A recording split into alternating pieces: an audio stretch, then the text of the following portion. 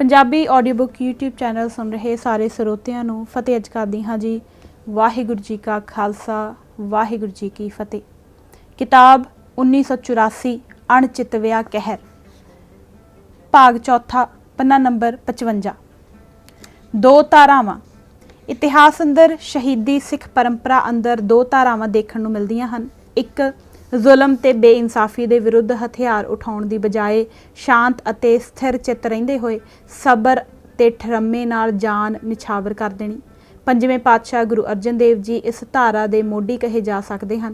गुरु तेग बहादुर जी ते उन्हां दे साथी ਸਿੰਘਾਂ भाई मतीदास, भाई सतीदास ते भाई दयाला जी आदि दी शहादत इसे जुमरे विच आउंदी है। 18वीं सदी विच भाई मनी सिंह, भाई तारू सिंह अते भाई सुबेग सिंह ते शाहबाज सिंह दीयां शहादतां भी इसे लड़ी विच आ जांदियां हन। 20वीं सदी विच गुरुद्वारा सुधार लहर दे दौरान सिख पंथ ने कुर्बानी ते शहीदी दी इस परंपरा नूं पूरे जी जान नाल अपनाया अते बेशुमार कुर्बानियां दे के जुझारू सिख विरसे दे गौरव विच भारी वाधा कीता।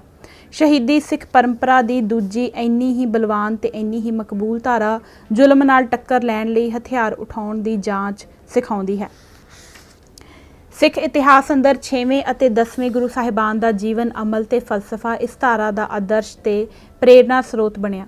सिख मानसिकता अंदर बाबा बंदा सिंह बहादुर तो लैके बाबा दीप सिंह जी अते भाई सुखा सिंह ते महताब सिंह वर्गे अनेकां ही सूरबीर शहीद इस परंपरा दे दृष्टांतयोग मॉडल बने होए हन। सिखां लई ਇਹ ਦੋਨੋਂ ਧਾਰਾਵਾਂ बराबर पवित्र ते पूजनयोग ਹਨ। इतिहास अंदर सिख इन्हां दोनों ही धारावां कोलों बराबर प्रेरणा हासिल करते रहे हैं। सिखां ने अत दर्जे दे जबर दे सन्मुख भी पूਰਨ सबर ते ठरम्मा दिखाउण दा कमाल कर दिखाया है अते जबर दे खिलाफ हथियारबंद टक्कर लैण दा शाना मत्ता इतिहास भी सिरजिया है। सिख शहीदां दी अहिंसा दा खेड़ा बेपनाह है, पर वह खेड़ा जंग विच चमकदी शमशीर नाल भी हमसफर है।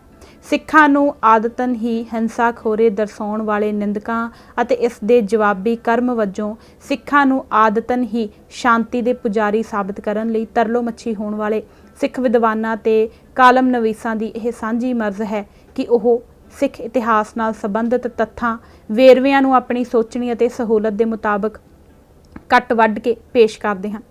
यह कदे भी नहीं होया कि सिखां ने जबर ते धक्केशाही दे किसी मामूली जां शुरुआती वाकियत विरुद्ध ही तेगां सूत लईआं होण।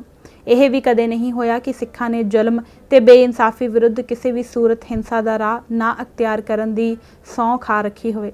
हरिंदर सिंह महबूब ने अमन अते हिंसा बारे सिख नज़रिए की दार्शनिक व्याख्या करदिआं लिखिया है कि खालसे ने जंग अते अमन नूं इखलाक दे वड्डे नशे विच अभेद कीता होया है।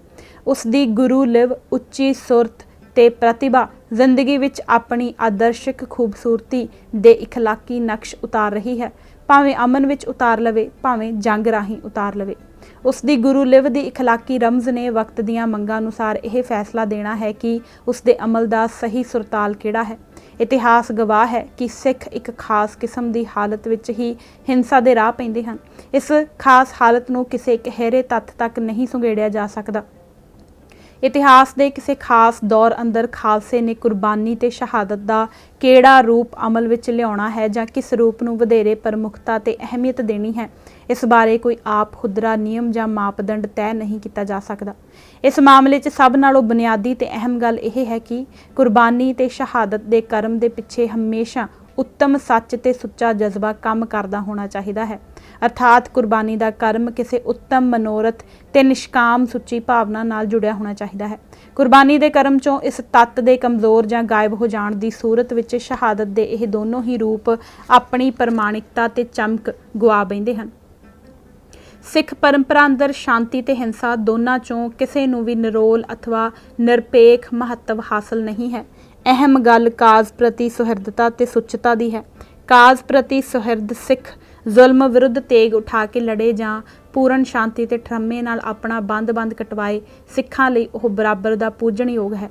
जद तेग दे विचों उत्तम आदर्श ते नैतिक बुलंदी दी लिश्क धुंधली पै जावे तां यह सिख मन उत्ते उत्साही प्रभाव छड्डण तों असमर्थ हो जाती है।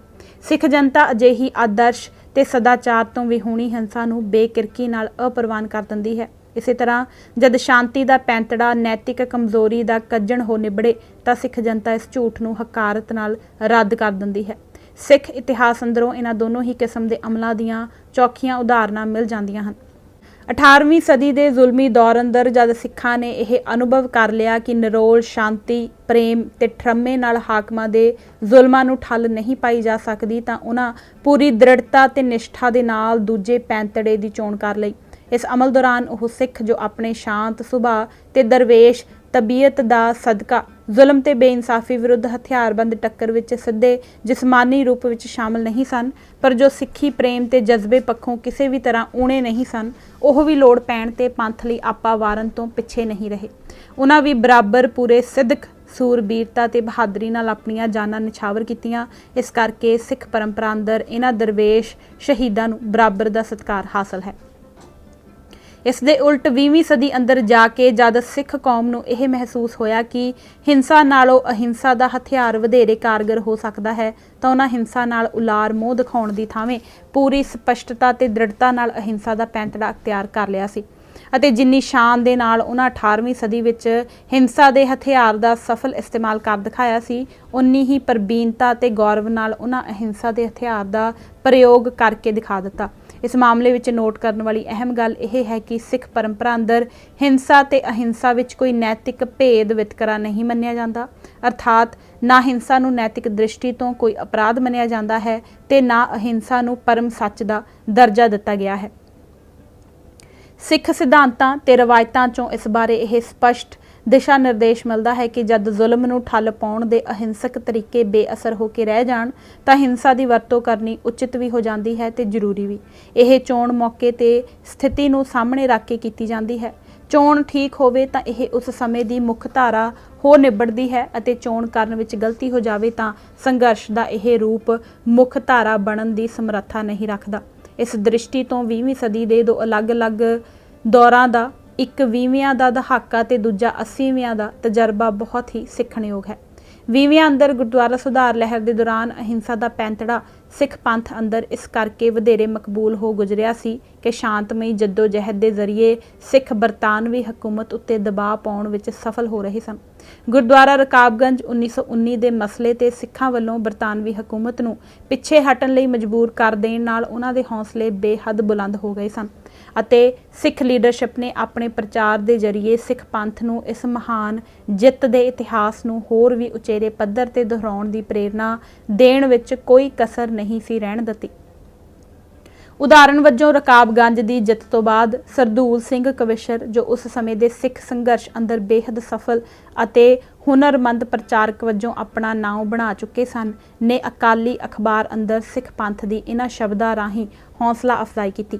ਰਕਾਬਗੰਜ ਦੇ ਮਸਲੇ ਨੇ ਸਭ ਤੋਂ ਵੱਡੀ ਜੋ ਗੱਲ ਕਰ ਦਿਖਾਈ ਹੈ ਉਹ ਇਹ ਹੈ ਕਿ ਜੇ ਤੁਸੀਂ ਸੱਚੇ ਹੋ ਤਾਂ ਸੱਚ ਤੇ ਡਟੇ ਰਹੋ ਅਤੇ ਦੁਸ਼ਮਣ ਦੀ ਵਸੀਹ ਤਾਕਤ ਦੇ ਬਾਵਜੂਦ ਤੁਸੀਂ ਲਾਜ਼ਮੀ ਕਾਮਯਾਬ ਹੋਵੋਗੇ। ਪਰੰਤੂ ਸਫਲਤਾ ਦੇ ਲਈ ਜੋ ਪਹਿਲਾ ਕਦਮ ਜ਼ਰੂਰੀ ਹੈ ਉਹ ਹੈ ਕੁਰਬਾਨੀ, ਦੂਜਾ ਵੀ ਕੁਰਬਾਨੀ ਅਤੇ ਤੀਜਾ ਵੀ ਕੁਰਬਾਨੀ ਹੀ ਹੈ। ਜੇ ਤੁਸੀਂ ਸੱਚ ਖਾਤਰ ਕੁਰਬਾਨੀ ਕਰਨ ਲਈ ਤਤਪਰ ਹੋ ਤਾਂ ਹਰ ਮਸਲੇ ਤੇ ਤੁਹਾਡੀ ਜਿੱਤ ਹੋਵੇਗੀ। ਇਸ ਕਰਕੇ ਖਾਲਸਾ ਜੀ, ਜੇ ਤੁਸੀਂ ਆਪਣੇ ਬਾਕੀ ਦੇ ਮਸਲਿਆਂ ਨੂੰ ਵੀ ਗੁਰਦੁਆਰਾ ਰਕਾਬਗੰਜ ਦੇ ਮਸਲੇ ਦੀ ਤਰਜ਼ ਤੇ ਹੀ ਹੱਲ ਕਰਨਾ ਲੋੜਦੇ ਹੋ ਤਾਂ ਹਰ ਕੁਰਬਾਨੀ ਦੇ ਵਾਸਤੇ ਤਿਆਰ ਰਹੋ। ਫਿਰ ਵੇਖਣਾ ਕੁਰਬਾਨੀ ਨਾਲ ਖਾਲਸੇ ਦੀਆਂ ਕਿਸ ਤਰ੍ਹਾਂ ਪੌਂ-ਬਾਰਾਂ ਹੁੰਦੀਆਂ ਹਨ। ਉਸ ਵੇਲੇ ਦੀ ਸਿੱਖ ਲੀਡਰਸ਼ਿਪ ਸਿੱਖ ਸੰਘਰਸ਼ ਨੂੰ ਪੁਰ-ਅਮਨ ਰੱਖਣ ਬਾਰੇ ਇਸ ਕਦਰ ਸੁਚੇਤ ਸੀ ਕਿ ਉਹ ਸਿੱਖ ਜਨਤਾ ਅੰਦਰ ਕੁਰਬਾਨੀ ਦਾ ਜਜ਼ਬਾ ਉਭਾਰਨ ਵੇਲੇ ਇਸ ਜਜ਼ਬੇ ਦੇ ਹਿੰਸਕ ਰੂਪ ਧਾਰਨ ਕਰ ਜਾਣ ਦੀ ਸੰਭਾਵਨਾ ਤੇ ਖਤਰੇ ਨੂੰ ਇੱਕ ਪਲ ਲਈ ਵੀ ਮਨੋਂ ਨਹੀਂ ਸੀ ਵਿਸਾਰਦੀ। ਇਸ ਕਰਕੇ ਆਪਣੇ ਪ੍ਰਚਾਰ ਅੰਦਰ ਉਸਨੇ ਸਿੱਖ ਜਨਤਾ ਦੀਆਂ ਭਾਵਨਾਵਾਂ ਨੂੰ ਉਤੇਜਿਤ ਕਰਨ ਪਰ ਨਾਲ ਹੀ ਇਹਨਾਂ ਨੂੰ ਇੱਕ ਨਿਸ਼ਚਿਤ ਮਰਿਆਦਾ ਵਿੱਚ ਰੱਖਣ ਦੀ ਸਫਲ ਤਕਨੀਕ ਵਿਕਸਿਤ ਕਰ ਲਈ ਹੋਈ ਸੀ। ਗੁਰਦੁਆਰਾ ਰਕਾਬਗੰਜ ਦੇ ਸੰਘਰਸ਼ ਦੌਰਾਨ ਸਰਦੂਲ ਸਿੰਘ ਕਵਿਸ਼ਰ ਦੁਆਰਾ ਅਕਾਲੀ ਅਖਬਾਰ ਵਿੱਚ ਛਾਪੀ ਹੇਠ ਲਿਖੀ ਅਪੀਲ ਇਸ ਤਕਨੀਕ ਦਾ ਸੁੰਦਰ ਨਮੂਨਾ ਪੇਸ਼ ਕਰਦੀ ਹੈ। ਗੁਰਦੁਆਰਿਆਂ ਦੀ ਅਜ਼ਮਤ ਦੀ ਰੱਖਿਆ ਲਈ ਸਿੱਖ ਜਨਤਾ ਕੋਲੋਂ 100 ਸ਼ਹੀਦਾਂ ਦੀ ਮੰਗ ਕਰਦਿਆਂ ਜਜ਼ਬਾਤ ਪਰੂਨੀ ਅਪੀਲ ਅੰਦਰ ਉਤੇਜਨਾ ਤੇ ਸੰਜਮ ਦਾ ਇਸ ਤਰ੍ਹਾਂ ਸੁਮੇਲ ਕੀਤਾ ਗਿਆ। ਜੇਕਰ ਕੋਈ ਅਧਰਮੀ ਅਫਸਰ ਤੁਹਾਨੂੰ ਤੁਹਾਡੇ ਧਾਰਮਿਕ ਅਸਥਾਨ ਦੀ ਸੇਵਾ ਕਰਨ ਤੋਂ ਵਰਜਦਾ ਹੈ ਤਾਂ ਤੁਹਾਨੂੰ ਗੁਰੂ ਦੀ ਸੇਵਾ ਤੋਂ ਮੂੰਹ ਨਹੀਂ ਮੋੜਨਾ ਚਾਹੀਦਾ, ਬੇਸ਼ੱਕ ਤੁਹਾਡੇ ਜਿਸਮ ਦੇ ਟੁਕੜੇ-ਟੁਕੜੇ ਕਿਉਂ ਨਾ ਹੋ ਜਾਣ। ਜੇ ਕੋਈ ਤੁਹਾਡੇ ਨਾਲ ਦੁਰਵਿਹਾਰ ਕਰਦਾ ਹੈ ਤਾਂ ਤੁਸੀਂ ਉਸ ਤੇ ਮੋੜਵਾਂ ਵਾਰ ਨਹੀਂ ਜੇ ਕਰਨਾ। ਜੇ ਕੋਈ ਤੁਹਾਨੂੰ ਸਾਡੇ ਦਿਲੀ ਪਿਆਰੇ ਗੁਰੂ ਦੇ ਅਸਥਾਨ ਦੀ ਸੇਵਾ ਕਰਨ ਤੋਂ ਪੁਰ ਤਸ਼ੱਦਦ ਤਰੀਕੇ ਨਾਲ ਰੋਕਦਾ ਹੈ ਤਾਂ ਤੁਸੀਂ ਪਿੱਛਾ ਨਹੀਂ ਜੇ ਦਿਖਾਉਣਾ। ਜੇ ਕੋਈ ਤੁਹਾਡੇ ਤੇ ਗੋਲੀ ਚਲਾਉਂਦਾ ਹੈ ਤਾਂ ਅਸੀਂ ਆਪਣੇ ਹੱਥ ਉਸ ਉੱਤੇ ਰੱਖਾਂਗੇ ਤੇ ਕਹਾਂਗੇ, ਰੱਬ ਦੇ ਵਾਸਤੇ ਸਾਨੂੰ ਰੋਕੋ ਮਤ। ਅਸੀਂ ਆਪਣੇ ਧਰਮ ਦੀ ਆਬਰੂ ਦੇ ਰਖਵਾਲੇ ਹਾਂ, ਅਸੀਂ ਗੁਰਦੁਆਰੇ ਦੇ ਪਹਿਰੇਦਾਰ ਹਾਂ। ਸਾਨੂੰ ਸਾਡੇ ਗੁਰਦੁਆਰੇ ਦੀ ਰੱਖਿਆ ਤੋਂ ਨਾ ਵਰਜੋ। ਜੇਕਰ ਕੋਈ ਮੂਰਖ ਗੋਰਾ ਜਾਂ ਕਾਲਾ ਅਫਸਰ ਆਪਣੀ ਸੰਗੀਨ ਸਾਡੀ ਛਾਤੀ 'ਚ ਖੋਭ ਦਿੰਦਾ ਹੈ ਤਾਂ ਅਸੀਂ ਆਪਣੀ ਛਾਤੀ ਉਸ ਦੇ ਅੱਗੇ ਨੰਗੀ ਕਰ ਦੇਣੀ ਹੈ ਤੇ ਕਹਿਣਾ ਹੈ, ਬਾਬਾ ਜੀ ਸਾਨੂੰ ਮਾਰੋ, ਜੰਮ ਮਾਰੋ, ਪਰ ਰੱਬ ਦੇ ਵਾਸਤੇ ਮਰਨ ਤੋਂ ਪਹਿਲਾਂ ਸਾਨੂੰ ਸਾਡੇ ਪਿਆਰੇ ਗੁਰੂ ਦੀ ਢੱਠੀ ਹੋਈ ਯਾਦਗਾਰ ਦੀ ਮੁੜ ਉਸਾਰੀ ਲਈ ਇੱਕ ਇੱਟ ਧਰਨ ਦੀ ਇਜਾਜ਼ਤ ਦੇ ਦੇਵੋ। ਸਿੱਖ ਜਨਤਾ ਤੇ ਇਸ ਅਪੀਲ ਦਾ ਇੰਨਾ ਤੀਬਰ ਅਸਰ ਹੋਇਆ ਕਿ ਇੱਕ ਪੰਦਰਵਾੜੇ ਦੇ ਅੰਦਰ ਹੀ ਕੋਈ 700 ਸਿੱਖਾਂ ਨੇ ਆਪਣੇ ਆਪ ਨੂੰ ਕੁਰਬਾਨੀ ਲਈ ਪੇਸ਼ ਕਰ ਦਿੱਤਾ ਸੀ। ਕਈਆਂ ਨੇ ਤਾਂ ਆਪਣੇ ਲਹੂ ਨਾਲ ਲਿਖੇ ਪੱਤਰ ਭੇਜੇ। ਉਪਰੋਕਤ ਲੇਖਕ ਦੁਆਰਾ ਹੀ ਲਿਖੀ ਇੱਕ ਹੋਰ ਲਿਖਤ ਵੀ ਇਸ ਦ੍ਰਿਸ਼ਟੀ ਤੋਂ ਵੇਖਣ ਲਾਇਕ ਹੈ। ਖਾਲਸਾ ਜੀ, ਉੱਠ ਖੜੇ ਹੋਵੋ ਅਤੇ ਆਪਣੇ ਧਰਮ ਦੀ ਰੱਖਿਆ ਲਈ ਚੁਕੰਨੇ ਹੋ ਜਾਓ। ਹੁਣ ਸਾਡੇ ਅੰਦਰ ਭਾਈ ਮਨੀ ਸਿੰਘ ਤੇ ਭਾਈ ਤਾਰੂ ਸਿੰਘ ਹੋਰਾਂ ਵਰਗਾ ਸਿਦਕ ਪੈਦਾ ਕਰਨ ਦੀ ਲੋੜ ਹੈ। ਅਸੀਂ ਬੇਸ਼ੱਕ ਪੁਰਜਾ ਕੱਟੇ ਜਾਈਏ, ਅਸੀਂ ਆਪਣੇ ਗੁਰੂ ਦੀ ਸੇਵਾ ਤੋਂ ਮੁੱਖ ਨਹੀਂ ਜੇ ਭੁਆਉਣਾ। ਇੱਥੇ ਸਿੱਖਾਂ ਦੇ ਅੰਦਰ ਗੁਰਦੁਆਰੇ ਦੀ ਰੱਖਿਆ ਲਈ ਕੁਰਬਾਨੀ ਦਾ ਜਜ਼ਬਾ ਉਭਾਰਨ ਵਾਸਤੇ ਜਿਨ੍ਹਾਂ ਪੁਰਾਤਨ ਸ਼ਹੀਦਾਂ ਨੂੰ ਚਿਤਵਿਆ ਗਿਆ ਹੈ, ਉਹਨਾਂ ਦੀ ਚੋਣ ਗਹਿਰਾ ਧਿਆਨ ਮੰਗਦੀ ਹੈ। ਮਕਸਦ ਕਿਉਂਕਿ ਸਿੱਖ ਜਨਤਾ ਨੂੰ ਪੁਰਅਮਨ ਜੱਦੋ ਜਹਿਦ ਲਈ ਉਭਾਰਨਾ ਸੀ, ਇਸ ਕਰਕੇ ਲਿਖਤ ਅੰਦਰ ਉਹਨਾਂ ਸਿੱਖ ਸ਼ਹੀਦਾਂ ਦਾ ਹੀ ਜ਼ਿਕਰ ਕੀਤਾ ਗਿਆ ਸੀ ਜਿਨ੍ਹਾਂ ਨੇ ਜ਼ੁਲਮ ਵਿਰੁੱਧ ਹਥਿਆਰ ਉਠਾਉਣ ਦੀ ਥਾਵੇਂ ਪੂਰੀ ਤਰ੍ਹਾਂ ਸ਼ਾਂਤ ਤੇ ਸਥਿਰ ਚਿੱਤ ਰਹਿੰਦਿਆਂ ਸ਼ਹੀਦੀਆਂ ਪ੍ਰਾਪਤ ਕਰ ਜਾਣ ਦੀ ਮਰਿਆਦਾ ਦਾ ਪਾਲਣ ਕੀਤਾ ਸੀ। ਲਿਖਤ ਅੰਦਰ ਬਾਬਾ ਦੀਪ ਸਿੰਘ ਜੀ ਦਾ ਜ਼ਿਕਰ ਕਰਨ ਤੋਂ ਸੁਚੇਤ ਰੂਪ ਵਿੱਚ ਗੁਰੇਜ਼ ਕੀਤਾ ਗਿਆ ਸੀ। ਇਸ ਦਾ ਅਰਥ ਇਹ ਨਹੀਂ ਕਿ ਲੇਖਕ ਦੇ ਮਨ ਅੰਦਰ ਬਾਬਾ ਦੀਪ ਸਿੰਘ ਜੀ ਦੀ ਸ਼ਹਾਦਤ ਬਾਰੇ ਕੋਈ ਸੰਦੇਹ ਜਾਂ ਰੱਖ ਰਖਾਅ ਸੀ। ਬਾਬਾ ਦੀਪ ਸਿੰਘ ਜੀ ਪ੍ਰਤੀ ਬਰਾਬਰ ਦੀ ਸ਼ਰਧਾ ਤੇ ਸਤਿਕਾਰ ਦੇ ਬਾਵਜੂਦ ਮੌਕੇ ਦੇ ਸੰਘਰਸ਼ ਦੀ ਲੋੜ ਨੇ ਲੇਖਕ ਨੂੰ ਕੁਰਬਾਨੀ ਤੇ ਸ਼ਹਾਦਤ ਦੀ ਸਿੱਖ ਪਰੰਪਰਾ ਪ੍ਰਤੀ ਸੁਚੇਤ ਰੂਪ ਵਿੱਚ ਨਿਖੇੜਵੀਂ ਪਹੁੰਚ ਅਪਣਾਉਣ ਲਈ ਪ੍ਰੇਰਿਆ ਸੀ। ਇਸੇ ਦੌਰਾਨ ਪੰਥ ਅੰਦਰੋਂ ਪੁਰਅਮਨ ਜੱਦੋ ਜਹਿਦ ਦੇ ਇਸ ਸਿਧਾਂਤਕ ਪੈਂਤੜੇ ਦੇ ਬਰਾਬਰ ਹੀ ਇੱਕ ਖਾੜਕੂ ਰੁਝਾਨ ਪ੍ਰਗਟ ਹੋਇਆ, ਜਿਸ ਨੇ ਸਿੱਖ ਵਿਰਸੇ ਅੰਦਰਲੇ ਖਾੜਕੂ ਅੰਸ਼ਾਂ ਤੋਂ ਪ੍ਰੇਰਿਤ ਹੁੰਦਿਆਂ ਸਿੱਖ ਜਨਤਾ ਨੂੰ ਬਰਤਾਨਵੀ ਹਕੂਮਤ ਨਾਲ ਹਥਿਆਰਬੰਦ ਟੱਕਰ ਲੈਣ ਲਈ ਉਭਾਰਨ ਦਾ ਯਤਨ ਕੀਤਾ। ਪਰੰਤੂ ਬੱਬਰ ਅਕਾਲੀ ਲਹਿਰ ਦੇ ਨਾਂ ਹੇਠ ਜਥੇਬੰਦ ਹੋਇਆ ਇਹ ਖਾੜਕੂ ਰੁਝਾਨ ਪੁਰਅਮਨ ਜੱਦੋ ਜਹਿਦ ਦੇ ਸਿਧਾਂਤਕ ਪੈਂਤੜੇ ਦੀ ਤੁਲਨਾ ਵਿੱਚ ਕੋਈ ਬਹੁਤਾ ਅਸਰਦਾਰ ਸਾਬਤ ਨਾ ਹੋ ਸਕਿਆ।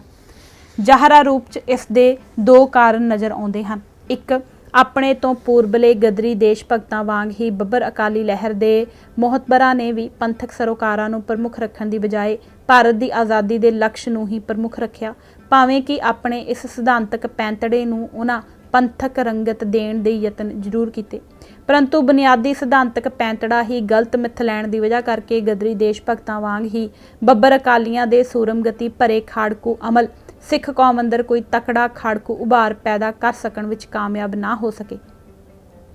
ਦੂਜੀ ਇੰਨੀ ਹੀ ਅਹਿਮ ਗੱਲ ਇਹ ਕਿ ਉਦੋਂ ਅਜੇ ਆਮ ਸਿੱਖ ਜਨਤਾ ਮਾਨਸਿਕ ਤੇ ਰਾਜਸੀ ਪੱਧਰ ਤੇ ਬਰਤਾਨਵੀ ਹਕੂਮਤ ਨਾਲ ਕਿਸੇ ਵੱਡੀ ਹਥਿਆਰਬੰਦ ਟੱਕਰ ਵਿੱਚ ਉਲਝਣ ਲਈ ਤਿਆਰ ਨਹੀਂ ਸੀ। ਇਸ ਦੀ ਸਭ ਤੋਂ ਅਹਿਮ ਵਜ੍ਹਾ ਇਹ ਸੀ ਕਿ ਸਿੱਖ ਜਨਤਾ ਦੇ ਵਿਚਾਰ ਵਿੱਚ ਉਦੋਂ ਅਜੇ ਸਾਰੇ ਹੀਲੇ ਖਤਮ ਨਹੀਂ ਸਨ ਹੋਏ, ਅਰਥਾਤ ਸੰਘਰਸ਼ ਦੇ ਪੁਰਅਮਨ ਤਰੀਕੇ ਅਜੇ ਪੂਰੀ ਤਰ੍ਹਾਂ ਬੇਅਸਰ ਨਹੀਂ ਸਨ ਹੋਏ, ਸਗੋਂ ਅਕਾਲੀਆਂ ਦਾ ਪੁਰਅਮਨ ਮੋਰਚਿਆਂ ਦਾ ਹਥਿਆਰ ਪੂਰਾ ਅਸਰਦਾਰ ਸਾਬਤ ਹੋ ਰਿਹਾ ਸੀ ਅਤੇ ਪੁਰਅਮਨ ਜੱਦੋ ਜਹਿਦ ਦੇ ਪੈਂਤੜੇ ਦੀ ਮੁੱਦਈ ਪੰਥਕ ਲੀਡਰਸ਼ਿਪ ਕੋਲ ਸਿੱਖ ਜਨਤਾ ਨੂੰ ਵਿਖਾਉਣ ਲਈ ਆਪਣੀਆਂ ਜਿੱਤਾਂ ਤੇ ਪ੍ਰਾਪਤੀਆਂ ਦੀ ਕੋਈ ਕਮੀ ਨਹੀਂ ਸੀ। ਸਿੱਖ ਜਨਤਾ ਅੰਦਰ ਇਸ ਪੰਥਕ ਲੀਡਰਸ਼ਿਪ ਦੀ ਤਕੜੀ ਪਰਤ ਬਣੀ ਹੋਈ ਸੀ। ਸੋ ਅਜਿਹੀ ਹਾਲਤ ਦੇ ਸਨਮੁਖ ਇਸ ਪੰਥਕ ਲੀਡਰਸ਼ਿਪ ਨੂੰ ਤੇ ਇਸ ਦੇ ਸਿਧਾਂਤਕ ਪੈਂਤੜੇ ਨੂੰ ਖਦੇੜ ਸਕਣਾ ਇੰਨਾ ਸੌਖਾ ਕਾਰਜ ਨਹੀਂ ਸੀ। ਪਰ 80ਵੀਆਂ ਤੱਕ ਜਾ ਕੇ ਇਹ ਹਾਲਤ ਐਨ ਉਲਟਾ ਰੁਖ ਅਖਤਿਆਰ ਕਰ ਗਈ। ਆਜ਼ਾਦੀ ਤੋਂ ਬਾਅਦ ਭਾਰਤੀ ਰਾਜ ਭਾਗ ਦੀ ਵਾਗਡੋਰ ਹਿੰਦੂ ਲੀਡਰਸ਼ਿਪ ਦੇ ਹੱਥਾਂ ਵਿੱਚ ਆ ਜਾਣ ਨਾਲ ਭਾਰਤ ਅੰਦਰ ਸਿੱਖ ਕੌਮ ਦੀ ਸਥਿਤੀ ਵਿੱਚ ਵੱਡਾ ਬਦਲਾਅ ਆ ਗਿਆ ਸੀ। ਭਾਰਤ ਅੰਦਰ ਬਰਤਾਨਵੀ ਹਕੂਮਤ ਵਿਦੇਸ਼ੀ ਤਾਕਤ ਹੋਣ ਦੇ ਬਾਵਜੂਦ, ਅਸਲ ਵਿੱਚ ਵੱਧ ਠੀਕ ਕਹਿਣਾ ਹੋਵੇ ਤਾਂ ਵਿਦੇਸ਼ੀ ਤਾਕਤ ਹੋਣ ਦੀ ਵਜ੍ਹਾ ਕਰਕੇ ਹੀ ਭਾਰਤ ਦੇ ਅਲੱਗ-ਅਲੱਗ ਧਾਰਮਿਕ ਵਰਗਾਂ ਦੇ ਸੰਬੰਧ ਵਿੱਚ ਇੱਕ ਨਿਰਪੱਖ ਏਜੰਸੀ ਦੀ ਭੂਮਿਕਾ ਨਿਭਾਉਂਦੀ ਸੀ। ਇਸ ਕਰਕੇ ਜਿੱਥੇ ਉਸ ਦੇ ਸਿੱਧੇ ਸਾਮਰਾਜੀ ਹਿੱਤਾਂ ਨੂੰ ਕੋਈ ਵੱਡੀ ਆਂਚ ਨਹੀਂ ਸੀ ਆਉਂਦੀ, ਉੱਥੇ ਉਹ ਕਿਸੇ ਵੀ ਧਾਰਮਿਕ ਵਰਗ ਦੀਆਂ ਧਾਰਮਿਕ ਅਤੇ ਸਮਾਜੀ ਸੱਭਿਆਚਾਰਕ ਮੰਗਾਂ ਮੰਨਣ ਲਈ ਮੁਕਾਬਲਤਨ ਸੌਖਿਆਂ ਰਾਜ਼ੀ ਹੋ ਜਾਂਦੀ ਸੀ। ਪਰ ਇਸ ਦ੍ਰਿਸ਼ਟੀ ਤੋਂ ਵੇਖਿਆ ਭਾਰਤ ਦੇ ਆਜ਼ਾਦ ਹੋ ਜਾਣ ਨਾਲ ਸਿੱਖ ਕੌਮ ਦੀ ਸਥਿਤੀ ਬਿਹਤਰ ਹੋਣ ਦੀ ਥਾਵੇਂ ਬੱਤਰ ਹੋ ਗਈ। ਭਾਰਤੀ ਰਾਜ ਭਾਗ ਉੱਤੇ ਕਾਬਜ਼ ਹੋਈ ਹਿੰਦੂ ਹੁਕਮਰਾਨ ਜਮਾਤ ਅਲੱਗ-ਅਲੱਗ ਧਾਰਮਿਕ ਵਰਗਾਂ ਦੇ ਸੰਬੰਧ ਵਿੱਚ ਨਿਰਪੱਖ ਨਹੀਂ ਰਹਿ ਸਕਦੀ। ਇਹ ਭਾਰਤ ਅੰਦਰਲੇ ਹੋਰਨਾਂ ਗੈਰ ਹਿੰਦੂ ਧਾਰਮਿਕ ਤਬਕਿਆਂ ਦੀਆਂ ਧਾਰਮਿਕ ਤੇ ਸਮਾਜੀ ਸੱਭਿਆਚਾਰਕ ਮੰਗਾਂ ਪ੍ਰਤੀ ਖੁੱਲ੍ਹਦਿਲਾ ਰਵੱਈਆ ਨਹੀਂ ਅਪਣਾ ਸਕਦੀ। ਜੋ ਕੰਮ ਵਿਦੇਸ਼ੀ ਹਾਕਮਾਂ ਲਈ ਸੌਖਾ ਸੀ ਉਹ ਦੇਸੀ ਹਾਕਮਾਂ ਲਈ ਕਤਈ ਮੁਸ਼ਕਲ ਹੋ ਗਿਆ। ਸਿੱਖਾਂ ਦੇ ਮਾਮਲੇ 'ਚ ਤਾਂ ਖਾਸ ਤੌਰ ਤੇ ਹੀ, ਕਿਉਂਕਿ ਕੋਈ ਵੀ ਧਾਰਮਿਕ ਵਰਗ ਹੋਵੇ ਉਸ ਦੀਆਂ ਧਾਰਮਿਕ ਮੰਗਾਂ ਉਸ ਵੱਲੋਂ ਆਪਣੇ ਧਾਰਮਿਕ ਹਿੱਤਾਂ ਨੂੰ ਮਹਿਫੂਜ਼ ਕਰਨ ਤੇ ਆਪਣੀ ਧਾਰਮਿਕ ਹਸਤੀ ਨੂੰ ਨਰੋਇਆ ਕਰਨ ਦੇ ਸਰੋਕਾਰ 'ਚੋਂ ਪੈਦਾ ਹੁੰਦੀਆਂ ਹਨ। ਹਿੰਦੂ ਵਰਗ ਜਦ ਸਿੱਖ ਪੰਥ ਦੀ ਅਲੱਗ ਹਸਤੀ ਨੂੰ ਹੀ ਪ੍ਰਵਾਨ ਕਰਨ ਤੋਂ ਇਨਕਾਰੀ ਹੈ ਤਾਂ ਉਹ ਇਸ ਨੂੰ ਧਾਰਮਿਕ ਪੱਖ ਤੋਂ ਤਕੜਿਆਂ ਹੋਇਆਂ ਕਿਵੇਂ ਦੇਖ ਜਾ ਸਕਦਾ ਹੈ। ਹਿੰਦੂ ਵਰਗ ਦੇ ਸਿੱਖ ਪੰਥ ਉੱਤੇ ਧਾਰਮਿਕ ਗਲਬਾ ਪਾਉਣ ਦੇ ਇਸ ਜਿੱਦਖੋਰੇ ਰਵੱਈਏ ਦੇ ਸਨਮੁਖ ਸਿੱਖਾਂ ਦੀ ਕੋਈ ਵੀ ਧਾਰਮਿਕ ਮੰਗ ਹਿੰਦੂ ਵਰਗ ਦੇ ਸਿੱਧੀ ਕਲੇਜੇ ਵਿੱਚ ਜਾ ਵੱਜਦੀ ਹੈ। ਇਸ ਕਰਕੇ ਹਿੰਦੂ ਵਰਗ ਦੇ ਰਾਜ ਭਾਗ ਉੱਤੇ ਕਾਬਜ਼ ਹੋ ਜਾਣ ਨਾਲ ਸਿੱਖਾਂ ਲਈ ਆਪਣੇ ਧਾਰਮਿਕ ਹਿੱਤਾਂ ਦੀ ਰਾਖੀ ਕਰਨ ਦਾ ਕਾਰਜ ਕਿਤੇ ਵੱਧ ਮੁਸ਼ਕਲ ਹੋ ਕੇ ਰਹਿ ਗਿਆ। ਆਪਣੀਆਂ ਨਿਆਂਈ ਮੰਗਾਂ ਮਨਵਾਉਣ ਲਈ ਉਹਨਾਂ ਨੂੰ ਹਿੰਦੂ ਹਾਕਮ ਵਰਗ ਦੇ ਤਿੱਖੇ ਤੇ ਬਹੁਤ ਹੀ ਅੱਖੜ ਵਿਰੋਧ ਦਾ ਸਾਹਮਣਾ ਕਰਨਾ ਪੈਂਦਾ ਰਿਹਾ, ਜਿਸ ਨਾਲ ਸਿੱਖ ਕੌਮ ਦੀਆਂ ਹੱਕੀ ਮੰਗਾਂ ਅਣਮਿੱਥੇ ਸਮੇਂ ਲਈ ਲਟਕਦੀਆਂ ਰਹੀਆਂ। ਮਸਲੇ ਸੁਲਝਣ ਦੀ ਥਾਵੇਂ ਉਲਝਦੇ ਚਲੇ ਗਏ ਅਤੇ ਪੁਰਅਮਨ ਸੰਘਰਸ਼ ਤੇ ਮੋਰਚੇ ਹੱਦੋਂ ਵੱਧ ਲਮਕ ਜਾਂਦੇ ਰਹੇ।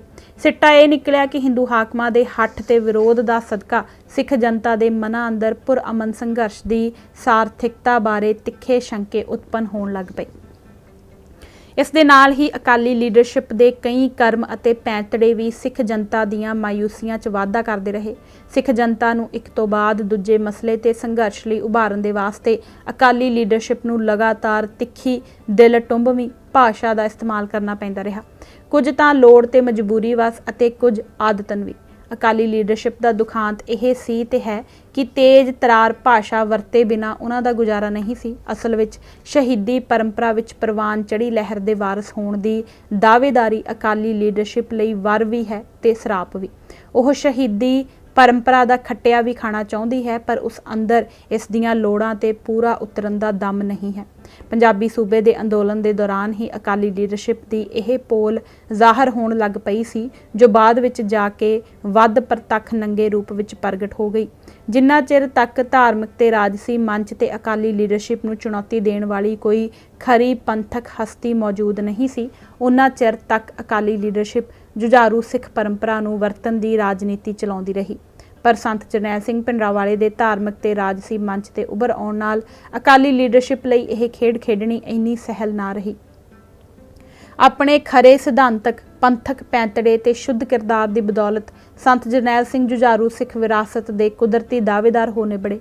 ਅਕਾਲੀ ਲੀਡਰਸ਼ਿਪ ਕੁਝ ਤਾਂ ਆਦਤਨ ਅਤੇ ਕੁਝ ਸੰਤ ਜਰਨੈਲ ਸਿੰਘ ਨਾਲ ਮੁਕਾਬਲੇਬਾਜ਼ੀ 'ਚੋਂ ਉੱਚੀ ਸੁਰ ਦਾ ਇਸਤੇਮਾਲ ਜ਼ਰੂਰ ਕਰਦੀ ਰਹੀ, ਪਰ ਕਿਉਂਕਿ ਜਿਸ ਪਰੰਪਰਾ ਨੂੰ ਉਹ ਆਪਣੇ ਪੱਖ ਵਿੱਚ ਵਰਤਣਾ ਚਾਹੁੰਦੀ ਸੀ ਉਸ ਅੰਦਰ ਉਸ ਪਰੰਪਰਾ ਨੂੰ ਜਿਉਣ ਦਾ ਮਾਦਾ ਨਹੀਂ ਸੀ। ਇਸ ਕਰਕੇ ਉਸ ਦੇ ਇਹਨਾਂ ਜਾਲੀ ਯਤਨਾਂ ਨੇ ਸਗੋਂ ਉਲਟਾ ਡੰਗ ਮਾਰਿਆ। ਜੁਝਾਰੂ ਸਿੱਖ ਪਰੰਪਰਾ ਦੀ ਇਹ ਵਿਸ਼ੇਸ਼ ਖਾਸੀਅਤ ਹੈ ਕਿ ਇਸ ਦਾ ਹਕੀਕੀ ਉਪਯੋਗ ਸੱਚ ਦੇ ਪੈਂਤੜੇ ਤੇ ਖੜ ਕੇ ਹੀ ਕੀਤਾ ਜਾ ਸਕਦਾ ਹੈ। ਝੂਠ ਦੇ ਪੈਂਤੜੇ ਤੋਂ ਖੜ ਕੇ ਕੀਤਾ ਅਜਿਹਾ ਕੋਈ ਵੀ ਯਤਨ ਅੰਤਿਮ ਨਤੀਜੇ ਵਜੋਂ ਸਵੈ ਪਛਾੜੀ ਬਣ ਕੇ ਰਹਿ ਜਾਂਦਾ ਹੈ। ਪੰਜਾਬੀ ਸੂਬੇ ਦੇ ਅੰਦੋਲਨ ਦੌਰਾਨ ਅਕਾਲੀ ਆਗੂਆਂ ਦੁਆਰਾ ਅਮਲ 'ਚ ਲਿਆਂਦੀ ਮਰਨ ਵਰਤਾਂ ਦੀ ਰਾਜਨੀਤੀ ਦਾ ਦੁਖਾਂਤ ਤੇ ਦੁਰਭਾਗ ਇਹੀ ਸੀ। ਇਸ ਦ੍ਰਿਸ਼ਟੀ ਤੋਂ ਵੇਖਿਆ ਧਰਮ ਯੁੱਧ ਮੋਰਚੇ ਦੇ ਦੌਰਾਨ ਅਕਾਲੀ ਲੀਡਰਸ਼ਿਪ ਦੁਆਰਾ ਮਰਜੀਵੜੇ ਭਰਤੀ ਕਰਨ ਦਾ ਖੋਖਲਾ ਦਮਗਜਾ ਸੰਤ ਜਰਨੈਲ ਸਿੰਘ ਭਿੰਡਰਾਂਵਾਲੇ ਦੇ ਨਾਲ ਮੜਿੱਕਣ ਦਾ ਤੱਤਹੀਣ ਤਰਲਾ ਸਾਬਤ ਹੋਇਆ। ਇਸ ਗੱਲ ਦਾ ਅਕਾਲੀ ਲੀਡਰਸ਼ਿਪ ਨੂੰ ਬਹੁਤ ਪਛੜ ਕੇ ਗਿਆਨ ਹੋਇਆ ਕਿ ਇੱਕ ਜਿਉਂਦੇ ਜਾਗਦੇ ਸੱਚ ਨੂੰ ਇਸ ਦੇ ਕਿਸੇ ਬਨਾਉਟੀ ਰੂਪ ਨਾਲ ਨਹੀਂ ਟੱਕਰਿਆ ਜਾ ਸਕਦਾ। ਗੁਰਦੁਆਰਾ ਸੁਧਾਰ ਲਹਿਰ ਦੇ ਮੋਢੀਆਂ ਵਾਂਗ ਹੀ ਸੰਤ ਜਰਨੈਲ ਸਿੰਘ ਭਿੰਡਰਾਂਵਾਲੇ ਨੇ ਵੀ ਵਰਤਮਾਨ ਦੇ ਹਰ ਕਰਮ ਨੂੰ ਅਤੀਤ ਨਾਲ ਜੋੜਨ ਦੀ ਰਣਨੀਤੀ ਦਾ ਸਜਗ ਇਸਤੇਮਾਲ ਕੀਤਾ। ਮੌਜੂਦਾ ਹਿੰਦੂ ਹਾਕਮਾਂ ਦੀ ਮੁਗਲਾਂ ਤੇ ਅਫਗਾਨੀਆਂ ਨਾਲ ਤੁਲਨਾ ਕਰਦਿਆਂ ਉਸਨੇ ਸਿੱਖ ਹਿਰਦਿਆਂ ਅੰਦਰ 18ਵੀਂ ਸਦੀ ਦੇ ਜ਼ੁਲਮਾਂ ਦੀ ਅਤੇ ਇਹਨਾਂ ਜ਼ੁਲਮਾਂ ਦੇ ਖਿਲਾਫ ਸਿੱਖਾਂ ਦੇ ਸੂਰਮਗਤੀ ਭਰੇ ਸੰਘਰਸ਼ ਦੀ ਯਾਦ ਮੁੜ ਤਾਜ਼ਾ ਕਰ ਦਿੱਤੀ। ਉਸਨੇ ਕੌਮ ਅੰਦਰ ਸੁੱਤੀਆਂ ਕਲਾਂ ਜਗਾਉਣ ਦੀ ਆਪਣੀ ਇਨਕਲਾਬੀ ਸਮਰੱਥਾ ਤੇ ਜੁਗਤ ਦਾ ਕੁਸ਼ਲ ਉਪਯੋਗ ਕਰਦਿਆਂ ਅਨੰਦਪੁਰ ਸਾਹਿਬ ਦੇ ਮਤੇ ਨੂੰ ਕੇਂਦਰ ਤੇ ਰਾਜਾਂ ਵਿਚਕਾਰ ਸਬੰਧਾਂ ਨੂੰ ਦਰਸਾਉਣ ਵਾਲੇ ਖੁਸ਼ਕ ਅਤੇ ਬੇਜਾਨ ਦਸਤਾਵੇਜ਼ ਨਾਲੋਂ ਵੱਧ ਸਿੱਖ ਕੌਮ ਦੀ ਆਨ ਤੇ ਸ਼ਾਨ ਦਾ ਚਿੰਨ੍ਹ ਬਣਾ ਕੇ ਰੱਖ ਦਿੱਤਾ। ਉਸਨੇ ਸਿੱਖ ਕੌਮ ਅੰਦਰ ਕੁਰਬਾਨੀ ਦਾ ਅਜਿਹਾ ਜਜ਼ਬਾ ਤੇ ਚਾਉ ਪੈਦਾ ਕਰ ਦਿੱਤਾ ਕਿ ਸਿੱਖ ਕੌਮ ਇਤਿਹਾਸ ਅੰਦਰ ਇੱਕ ਵਾਰ ਫਿਰ ਸਹੀ ਮਾਇਨਿਆਂ ਵਿੱਚ ਮਰਜੀਵੜਿਆਂ ਦੀ ਕੌਮ ਹੋ ਗੁਜ਼ਰੀ। ਉਸਨੇ ਹਜ਼ਾਰਾਂ ਦੀ ਗਿਣਤੀ ਵਿੱਚ ਅਜਿਹੇ ਸਿੱਖ ਪੈਦਾ ਕਰਕੇ ਵਿਖਾ ਦਿੱਤੇ ਜਿਨ੍ਹਾਂ ਆਪਣੇ ਪੂਰਵਜਾਂ ਦੇ ਪੂਰਨਿਆਂ ਤੇ ਚੱਲਦਿਆਂ ਹੋਇਆਂ ਪੰਥ ਲਈ ਆਪਣਾ ਸਭ ਕੁਝ ਨਿਛਾਵਰ ਕਰ ਦਿੱਤਾ। ਉਸਨੇ ਦੁਨੀਆ ਦੇ ਸਾਹਮਣੇ ਇੱਕ ਵਾਰ ਫਿਰ ਇਹ ਸੱਚ ਪ੍ਰਗਟ ਕਰ ਦਿੱਤਾ ਕਿ ਸਿੱਖ ਕੌਮ ਦੁਨੀਆ ਦੀ ਕੋਈ ਐਰੀ ਗੈਰੀ ਕੌਮ ਨਹੀਂ, ਸਗੋਂ ਅਜਿਹੀ ਕੌਮ ਹੈ ਜਿਸ ਦੀਆਂ ਰਗਾਂ ਵਿੱਚ ਸ਼ਹੀਦਾਂ ਦਾ ਖੂਨ ਦੌੜਦਾ ਹੈ ਅਤੇ ਅਜਿਹੀ ਕੌਮ ਨੂੰ ਦੁਬੇਲ ਬਣਾਉਣ ਦੀ ਕੋਸ਼ਿਸ਼ ਕਰਨਾ ਸ਼ੇਰ ਦੀ ਮੁੱਛ ਨੂੰ ਹੱਥ ਪਾਉਣ ਵਰਗੀ ਗੱਲ ਹੈ। ਇਸ ਤਰ੍ਹਾਂ ਜਦ ਸੰਤ ਜਰਨੈਲ ਸਿੰਘ ਭਿੰਡਰਾਂਵਾਲੇ ਨੇ ਆਪਣੇ ਸ਼ੁੱਧ ਆਚਰਨ ਤੇ ਖਰੇ ਪੰਥਕ ਅਮਲ ਦੇ ਜ਼ਰੀਏ ਆਪਣੇ ਆਪ ਨੂੰ ਸਿੱਖ ਪਰੰਪਰਾ ਨਾਲ ਇੱਕਸਮ ਕਰ ਲਿਆ ਤਾਂ ਰਵਾਇਤੀ ਅਕਾਲੀ ਲੀਡਰਸ਼ਿਪ ਤੇਜ਼ੀ ਨਾਲ ਇਤਿਹਾਸ ਦੇ ਅਮਲ ਦੇ ਕਿਨਾਰਿਆਂ ਤੇ ਜਾ ਟਿਕੀ। ਠੀਕ ਉਸ ਤਰ੍ਹਾਂ ਜਿਸ ਤਰ੍ਹਾਂ ਕਿ ਗੁਰਦੁਆਰਾ ਸੁਧਾਰ ਲਹਿਰ ਦੇ ਦੌਰਾਨ ਨਿਰਮਲੇ ਜਾਂ ਨਾਮਧਾਰੀਏ ਅਤੇ ਜਾਂ ਅਜਿਹੀਆਂ ਹੋਰ ਸੰਪਰਦਾਵਾਂ ਦਰਕਿਨਾਰ ਹੋ ਕੇ ਰਹਿ ਗਈਆਂ ਸਨ। ਪਾਪੀ ਕੋ ਡੰਡ ਦਿਓ। ਕੁਰਬਾਨੀ ਤੇ ਸ਼ਹਾਦਤ ਦੀ ਪਰੰਪਰਾ ਦੇ ਨਾਲ ਹੀ ਸਿੱਖਾਂ ਅੰਦਰ ਪਾਪੀ ਨੂੰ ਦੰਡ ਦੇਣ ਦੀ ਰੀਤ ਦਾ ਵੀ ਤਕੜਾ ਬੋਲਬਾਲਾ ਹੈ। ਕੁਝ ਪੱਛਮੀ ਵਿਦਵਾਨ ਇਸ ਦਾ ਸੰਬੰਧ ਸਿੱਧੇ ਤੇ ਸਪਾਟ ਰੂਪ ਵਿੱਚ ਪੇਂਡੂ ਜੱਟ ਸੱਭਿਆਚਾਰ ਨਾਲ ਜੋੜਦੇ ਹਨ। ਉਹਨਾਂ ਦਾ ਕਹਿਣਾ ਹੈ ਕਿ ਖਾੜਕੂ ਤਬੀਅਤ ਵਾਲੇ ਹਰ ਕਬੀਲੇ ਜਾਂ ਭਾਈਚਾਰੇ ਵਾਂਗ ਹੀ ਜੱਟ ਕਬੀਲਾ ਬਦਲੇ ਦੀ ਜ਼ੋਰਦਾਰ ਰੁਚੀ ਰੱਖਦਾ ਹੈ, ਅਰਥਾਤ ਉਹ ਵਿਰੋਧਾਂ ਨੂੰ ਤੱਟ-ਫੱਟ ਜਾਤੀ ਰੰਗਤ ਦੇ ਦਿੰਦਾ ਹੈ ਤੇ ਫਿਰ ਨਫਾ ਨੁਕਸਾਨ ਦਾ ਵਿਚਾਰ ਕੀਤੇ ਬਿਨਾਂ ਅਮੁੱਕ ਵੈਰ, ਸ਼ਰੀਕਾ ਤੇ ਦੁਸ਼ਮਣੀ ਵੱਢ ਲੈਂਦਾ ਹੈ।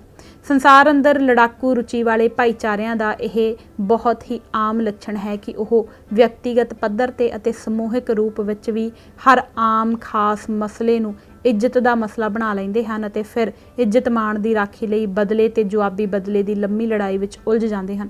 ਠਾਕਰਾਂ ਰਾਜਪੂਤਾਂ ਦੇ ਵਾਂਗ ਹੀ ਪੰਜਾਬ ਦੇ ਜੱਟ ਕਿਸਾਨਾਂ ਅੰਦਰ ਵੀ ਇਸ ਤਰ੍ਹਾਂ ਦੀ ਖੂਨੀ ਲਾਗ ਡਾਟ ਤੇ ਦੁਸ਼ਮਣੀ ਦੀਆਂ ਅਨੇਕਾਂ ਉਦਾਹਰਨਾਂ ਮਿਲਦੀਆਂ ਹਨ। ਉਪਰੋਕਤ ਵਿਦਵਾਨ ਪੰਜਾਬ ਅੰਦਰ ਜਗੀਰੂ ਜ਼ਮਾਨਿਆਂ ਵਿੱਚ ਲੋਕਾਂ ਅੰਦਰ ਵੱਡੀ ਪੱਧਰ ਤੇ ਮਕਬੂਲ ਤੇ ਮਸ਼ਹੂਰ ਹੋਏ ਡਾਕੂ ਸੂਰਮਿਆਂ ਦੇ ਵਰਤਾਰੇ ਨੂੰ ਇਸੇ ਰਵਾਇਤ ਤੇ ਰੁਚੀ ਦਾ ਹੀ ਪ੍ਰਗਟਾਵਾ ਮੰਨਦੇ ਹਨ। ਆਮ ਸੂਝ ਮੁਤਾਬਕ ਦੇਖਿਆ ਜਾਵੇ ਤਾਂ ਇਹ ਸਿਧਾਂਤਕ ਧਾਰਨਾ ਇੰਨੀ ਗਲਤ ਨਹੀਂ ਲੱਗਦੀ, ਪਰ ਹਰ ਮਾਮਲੇ ਵਿੱਚ ਹੀ ਆਮ ਸੂਝ ਦੀ ਇਹ ਗੰਭੀਰ ਊਣਤਾਈ ਪ੍ਰਗਟ ਹੁੰਦੀ ਹੈ ਕਿ ਇਸ ਅੰਦਰ ਗੁੰਝਲਦਾਰ ਸਮਾਜੀ ਤੇ ਮਨੋਵਿਗਿਆਨਕ ਵਰਤਾਰਿਆਂ ਨੂੰ ਉਹਨਾਂ ਦੇ ਅਸਲੀ ਸ਼ੁੱਧ ਰੂਪ ਵਿੱਚ ਵੇਖਣ ਅਤੇ ਸਮਝ ਸਕਣ ਦੀ ਸਮਰੱਥਾ ਨਹੀਂ ਹੁੰਦੀ। ਇਸ ਕਰਕੇ ਅਕਸਰ ਹੀ ਇਹ ਵੇਖਣ ਵਿੱਚ ਆਉਂਦਾ ਹੈ ਕਿ ਆਮ ਸੂਝ ਦੀ ਪੱਧਰ ਤੇ ਜੋ ਦਰੁਸਤ ਲੱਗ ਰਿਹਾ ਹੁੰਦਾ ਹੈ, ਹਕੀਕਤ ਵਿੱਚ ਉਹ ਠੀਕ ਨਹੀਂ ਹੁੰਦਾ।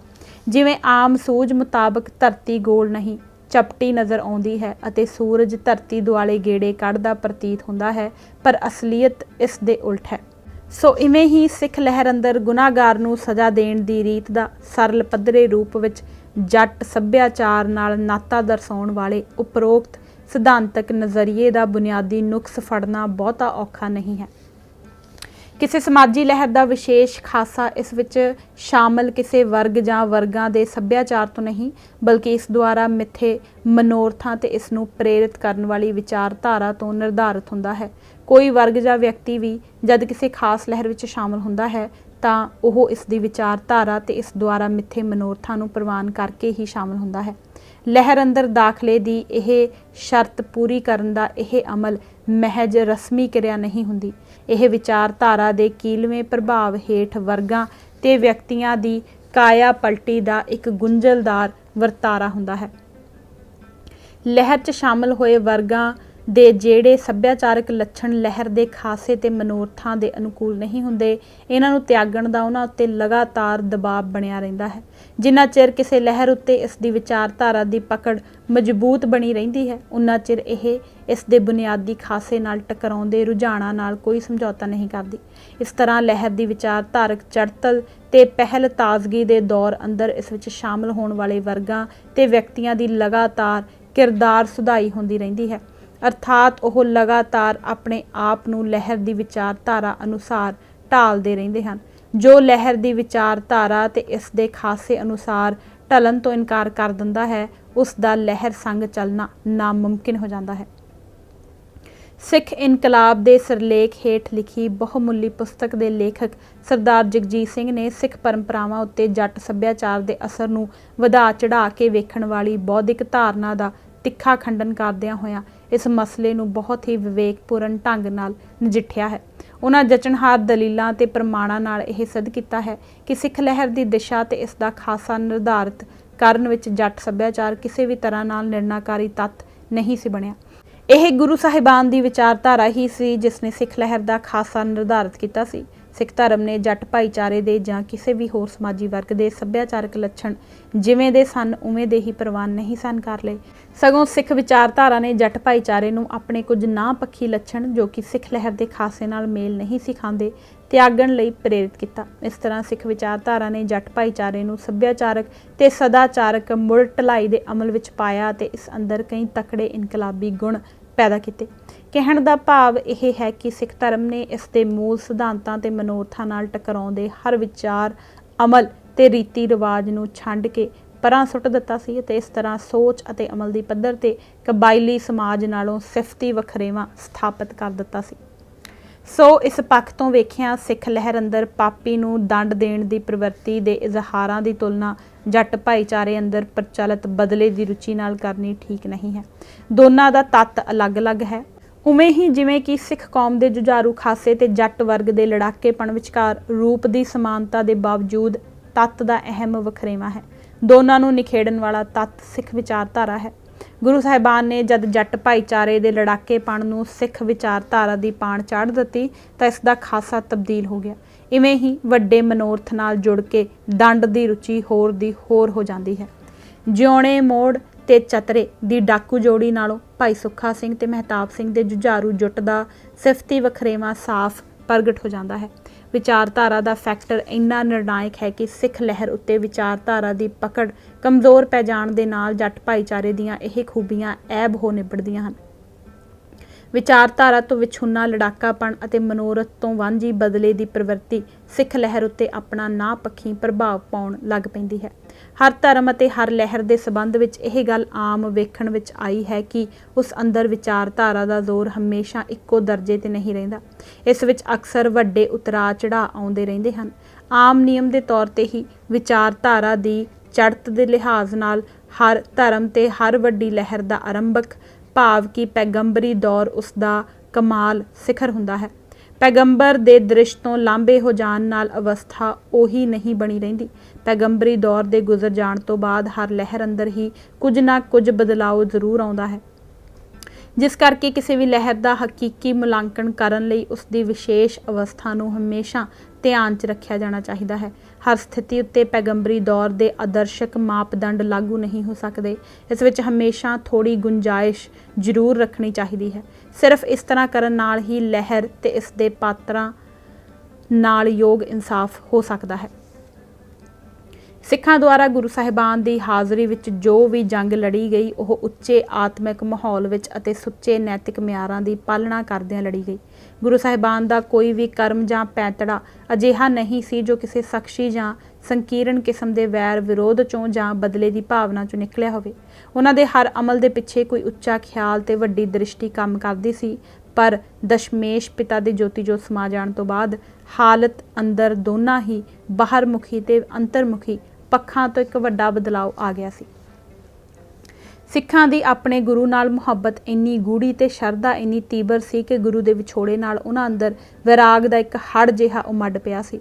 ਮੁਗਲ ਹਾਕਮਾਂ ਨੇ ਗੁਰੂ ਸਾਹਿਬ ਨਾਲ ਜੋ ਵਧੀਕੀਆਂ, ਬੇਇਨਸਾਫੀਆਂ ਤੇ ਸਿਤਮਗਿਰੀਆਂ ਕੀਤੀਆਂ ਸਨ, ਪਹਿਲਾਂ ਉਹਨਾਂ ਦੇ ਗੁਰੂ ਪਿਤਾ ਨੂੰ ਅਤੇ ਬਾਅਦ ਵਿੱਚ ਉਹਨਾਂ ਦੇ ਮਾਸੂਮ ਲਾਲਾ ਨੂੰ ਜਿਸ ਨਿਰਦਈ ਪੁਣੇ ਨਾਲ ਕਤਲ ਕਰ ਦਿੱਤਾ ਗਿਆ ਸੀ ਅਤੇ ਗੁਰੂ ਸਾਹਿਬ ਦੇ ਖਿਲਾਫ ਛਲ ਤੇ ਬਲ ਦੀ ਜੋ ਨੀਚ ਖੇਡ ਖੇਡੀ ਗਈ ਸੀ, ਉਸ ਤੇ ਸਿੱਖਾਂ ਨੂੰ ਰਹਿ ਰਹਿ ਕੇ ਕਰੋਧ ਚੜ੍ਹ ਰਿਹਾ ਸੀ। ਜਿੰਨਾ ਚਿਰ ਦਸਮ ਪਾਤਸ਼ਾਹ ਜਿਸਮਾਨੀ ਰੂਪ ਵਿੱਚ ਸਿੱਖਾਂ ਦੇ ਅੰਗ ਸੰਗ ਸਨ, ਉਹਨਾਂ ਦੀ ਮੌਜੂਦਗੀ ਦਾ ਸੁਖਦ ਅਹਿਸਾਸ ਹੀ ਸਿੱਖਾਂ ਨੂੰ ਵੱਡਾ ਆਤਮਿਕ ਧਰਵਾਸ ਦਿੰਦਾ ਰਿਹਾ ਅਤੇ ਉਹਨਾਂ ਵਾਂਗ ਹੀ ਉਹਨਾਂ ਦੇ ਜਜ਼ਬਾਤ ਵੀ ਗੁਰੂ ਸਾਹਿਬ ਦੁਆਰਾ ਨਿਰਧਾਰਿਤ ਕੀਤੀ ਨੈਤਿਕ ਮਰਿਆਦਾ ਦਾ ਪੂਰੀ ਸ਼ਰਧਾ ਤੇ ਵਫਾਦਾਰੀ ਨਾਲ ਪਾਲਣ ਕਰਦੇ ਰਹੇ। ਪਰ ਗੁਰੂ ਦੇ ਸਦੀਵੀ ਵਿਛੋੜੇ ਨਾਲ ਸਾਰੀ ਸਥਿਤੀ ਹੀ ਬਦਲ ਗਈ। ਵਿਰਾਗ ਵਿੱਚ ਸਿੱਖਾਂ ਦੇ ਮਨਾਂ ਅੰਦਰ ਗੁਰੂ ਮੋਹ ਦੂਣੀ ਸ਼ਿੱਦਤ ਨਾਲ ਜਾਗ ਉੱਠਿਆ। ਮੁਗਲਾਂ ਦੁਆਰਾ ਗੁਰੂ ਜੀ ਨਾਲ ਕੀਤੀਆਂ ਘੋਰ ਬੇਇਨਸਾਫੀਆਂ ਦਾ ਦੁੱਖ ਤੀਬਰ ਵੇਦਨਾ ਵਿੱਚ ਬਦਲ ਗਿਆ। ਮਨਾਂ ਅੰਦਰ ਜਮਾ ਹੋਇਆ ਰੋਸ ਤੇ ਗੁੱਸਾ ਲਾਵਾ ਬਣ ਕੇ ਖੋਲਣ ਲੱਗਾ ਅਤੇ ਹਿਰਦਿਆਂ ਅੰਦਰ ਚਿਰਾਂ ਤੋਂ ਸੁਲਗ ਰਹੇ ਅੰਗਿਆਰੇ ਭਾਂਬੜ ਬਣ ਕੇ ਬਲ ਉੱਠੇ। ਇਤਿਹਾਸ ਕਦੇ ਵੀ ਹਮੇਸ਼ਾ ਇੱਕੋ ਤੋਰੇ ਨੱਕ ਦੀ ਸਿੱਧੇ ਅੱਗੇ ਨਹੀਂ ਤੁਰਦਾ। ਇਹ ਅਕਸਰ ਤਿੱਖੇ ਮੋੜ ਕੱਟਦਾ ਤੇ ਆਪਣਾ ਮਿਜਾਜ਼ ਬਦਲਦਾ ਰਹਿੰਦਾ ਹੈ। ਕਿਤੇ ਇਹ ਸ਼ਾਂਤ ਪੱਧਰਾ ਵਗਦਾ ਹੈ ਤੇ ਕਦੇ ਤਰਥੱਲੀਆਂ ਮਚਾਉਂਦਾ ਸ਼ੂਕਵਾਂ ਵਗਣ ਲੱਗ ਪੈਂਦਾ ਹੈ। ਕਦੇ ਸਾਊ ਨਜ਼ਰ ਆਉਂਦਾ ਹੈ ਤੇ ਕਦੇ ਖਰੂਦੀ ਜਾਪਣ ਲੱਗ ਪੈਂਦਾ ਹੈ। ਕਦੇ ਲੰਮੀ ਚੁੱਪ ਧਾਰ ਲੈਂਦਾ ਹੈ ਤੇ ਕਦੇ ਉੱਚਾ ਗਰਜਣ ਲੱਗ ਪੈਂਦਾ ਹੈ। ਇਤਿਹਾਸ ਅੰਦਰ ਕੁਝ ਮੌਕੇ ਅਜਿਹੇ ਆਉਂਦੇ ਹਨ ਜਦ ਵੱਡੇ ਤੋਂ ਵੱਡਾ ਜ਼ੁਲਮ ਵੀ ਚੁੱਪ ਸ਼ਾਂਤ ਰਹਿ ਕੇ ਜਰਨਾ ਪੈਂਦਾ ਹੈ। ਵੱਡੇ ਦਰਦ ਨੂੰ ਵੀ ਤੇਰਾ ਭਾਣਾ ਮਿੱਠਾ ਲਾਗੇ ਕਹਿ ਕੇ ਸ਼ਾਂਤ ਚਿੱਤ ਸਹਿਣ ਕਰਨਾ ਪੈਂਦਾ ਹੈ। ਵੱਡੀਆਂ ਭੜਕਾਟਾਂ ਨੂੰ ਵੀ ਠੰਡੇ ਸ਼ਾਂਤ ਹਿਰਦੇ ਨਾਲ ਸਹਾਰਨ ਦਾ ਸਦਕ ਤੇ ਜੇਰਾ ਵਿਖਾਉਣਾ ਪੈਂਦਾ ਹੈ। ਪਰ ਫਿਰ ਕੋਈ ਮੌਕਾ ਅਜਿਹਾ ਆ ਜਾਂਦਾ ਹੈ ਜਦ ਜ਼ੁਲਮ ਨੂੰ ਸਿੱਧੇ ਮੱਥੇ ਲਲਕਾਰਨ ਤੇ ਇਸ ਦਾ ਕਰਾਰਾ ਜਵਾਬ ਦੇਣ ਦੀ ਇਤਿਹਾਸਕ ਲੋੜ ਤੇ ਸਥਿਤੀ ਪੈਦਾ ਹੋ ਜਾਂਦੀ ਹੈ। ਜ਼ੁਲਮਾਂ ਦੇ ਘੋਰ ਅੰਧਕਾਰ ਨੂੰ ਚੀਰਨ ਲਈ ਤੇਗਾਂ ਦੀਆਂ ਲਿਸ਼ਕਾਂ ਨਾਲ ਇਤਿਹਾਸ ਦੇ ਰਾਹ ਰੁਸ਼ਨਾਉਣੇ ਪੈ ਜਾਂਦੇ ਹਨ। ਗੁਰੂ ਸਾਹਿਬਾਨ ਨੇ ਸਿੱਖ ਪੰਥ ਨੂੰ ਇਤਿਹਾਸ ਦੇ ਹਰ ਮਿਜਾਜ਼ ਨੂੰ ਸਮਝਣ ਤੇ ਇਸ ਅਨੁਸਾਰ ਮੁਨਾਸਬ ਪੈਂਤੜੇ ਦੀ ਚੋਣ ਕਰਨ ਦੀ ਮੱਤ ਤੇ ਜਾਚ ਬਖਸ਼ੀ ਹੋਈ ਹੈ। ਇਸ ਕਰਕੇ ਸਿੱਖ ਕੌਮ ਨੇ ਸਮੇਂ ਦੀ ਨਜ਼ਮ ਨੂੰ ਪਛਾਣਨ ਤੇ ਇਤਿਹਾਸ ਅੰਦਰ ਆਪਣੀ ਭੂਮਿਕਾ ਨੂੰ ਇਸ ਅਨੁਸਾਰ ਢਾਲਣ ਵਿੱਚ ਕਦੇ ਉਕਾਈ ਨਹੀਂ ਕੀਤੀ। ਲੋੜ ਪਈ ਤਾਂ ਤੱਤੀ ਤਵੀ ਦੇ ਸੇਕ ਨੂੰ ਚੁੱਪਚਾਪ ਜਰ ਲਿਆ ਅਤੇ ਬਿਨਾਂ ਸੀ ਕੀਤਿਆਂ ਦੇਗਾਂ 'ਚ ਉਬਲਣਾ ਤੇ ਆਰਿਆਂ ਨਾਲ ਚੀਰੇ ਜਾਣਾ ਕਬੂਲ ਕਰ ਲਿਆ।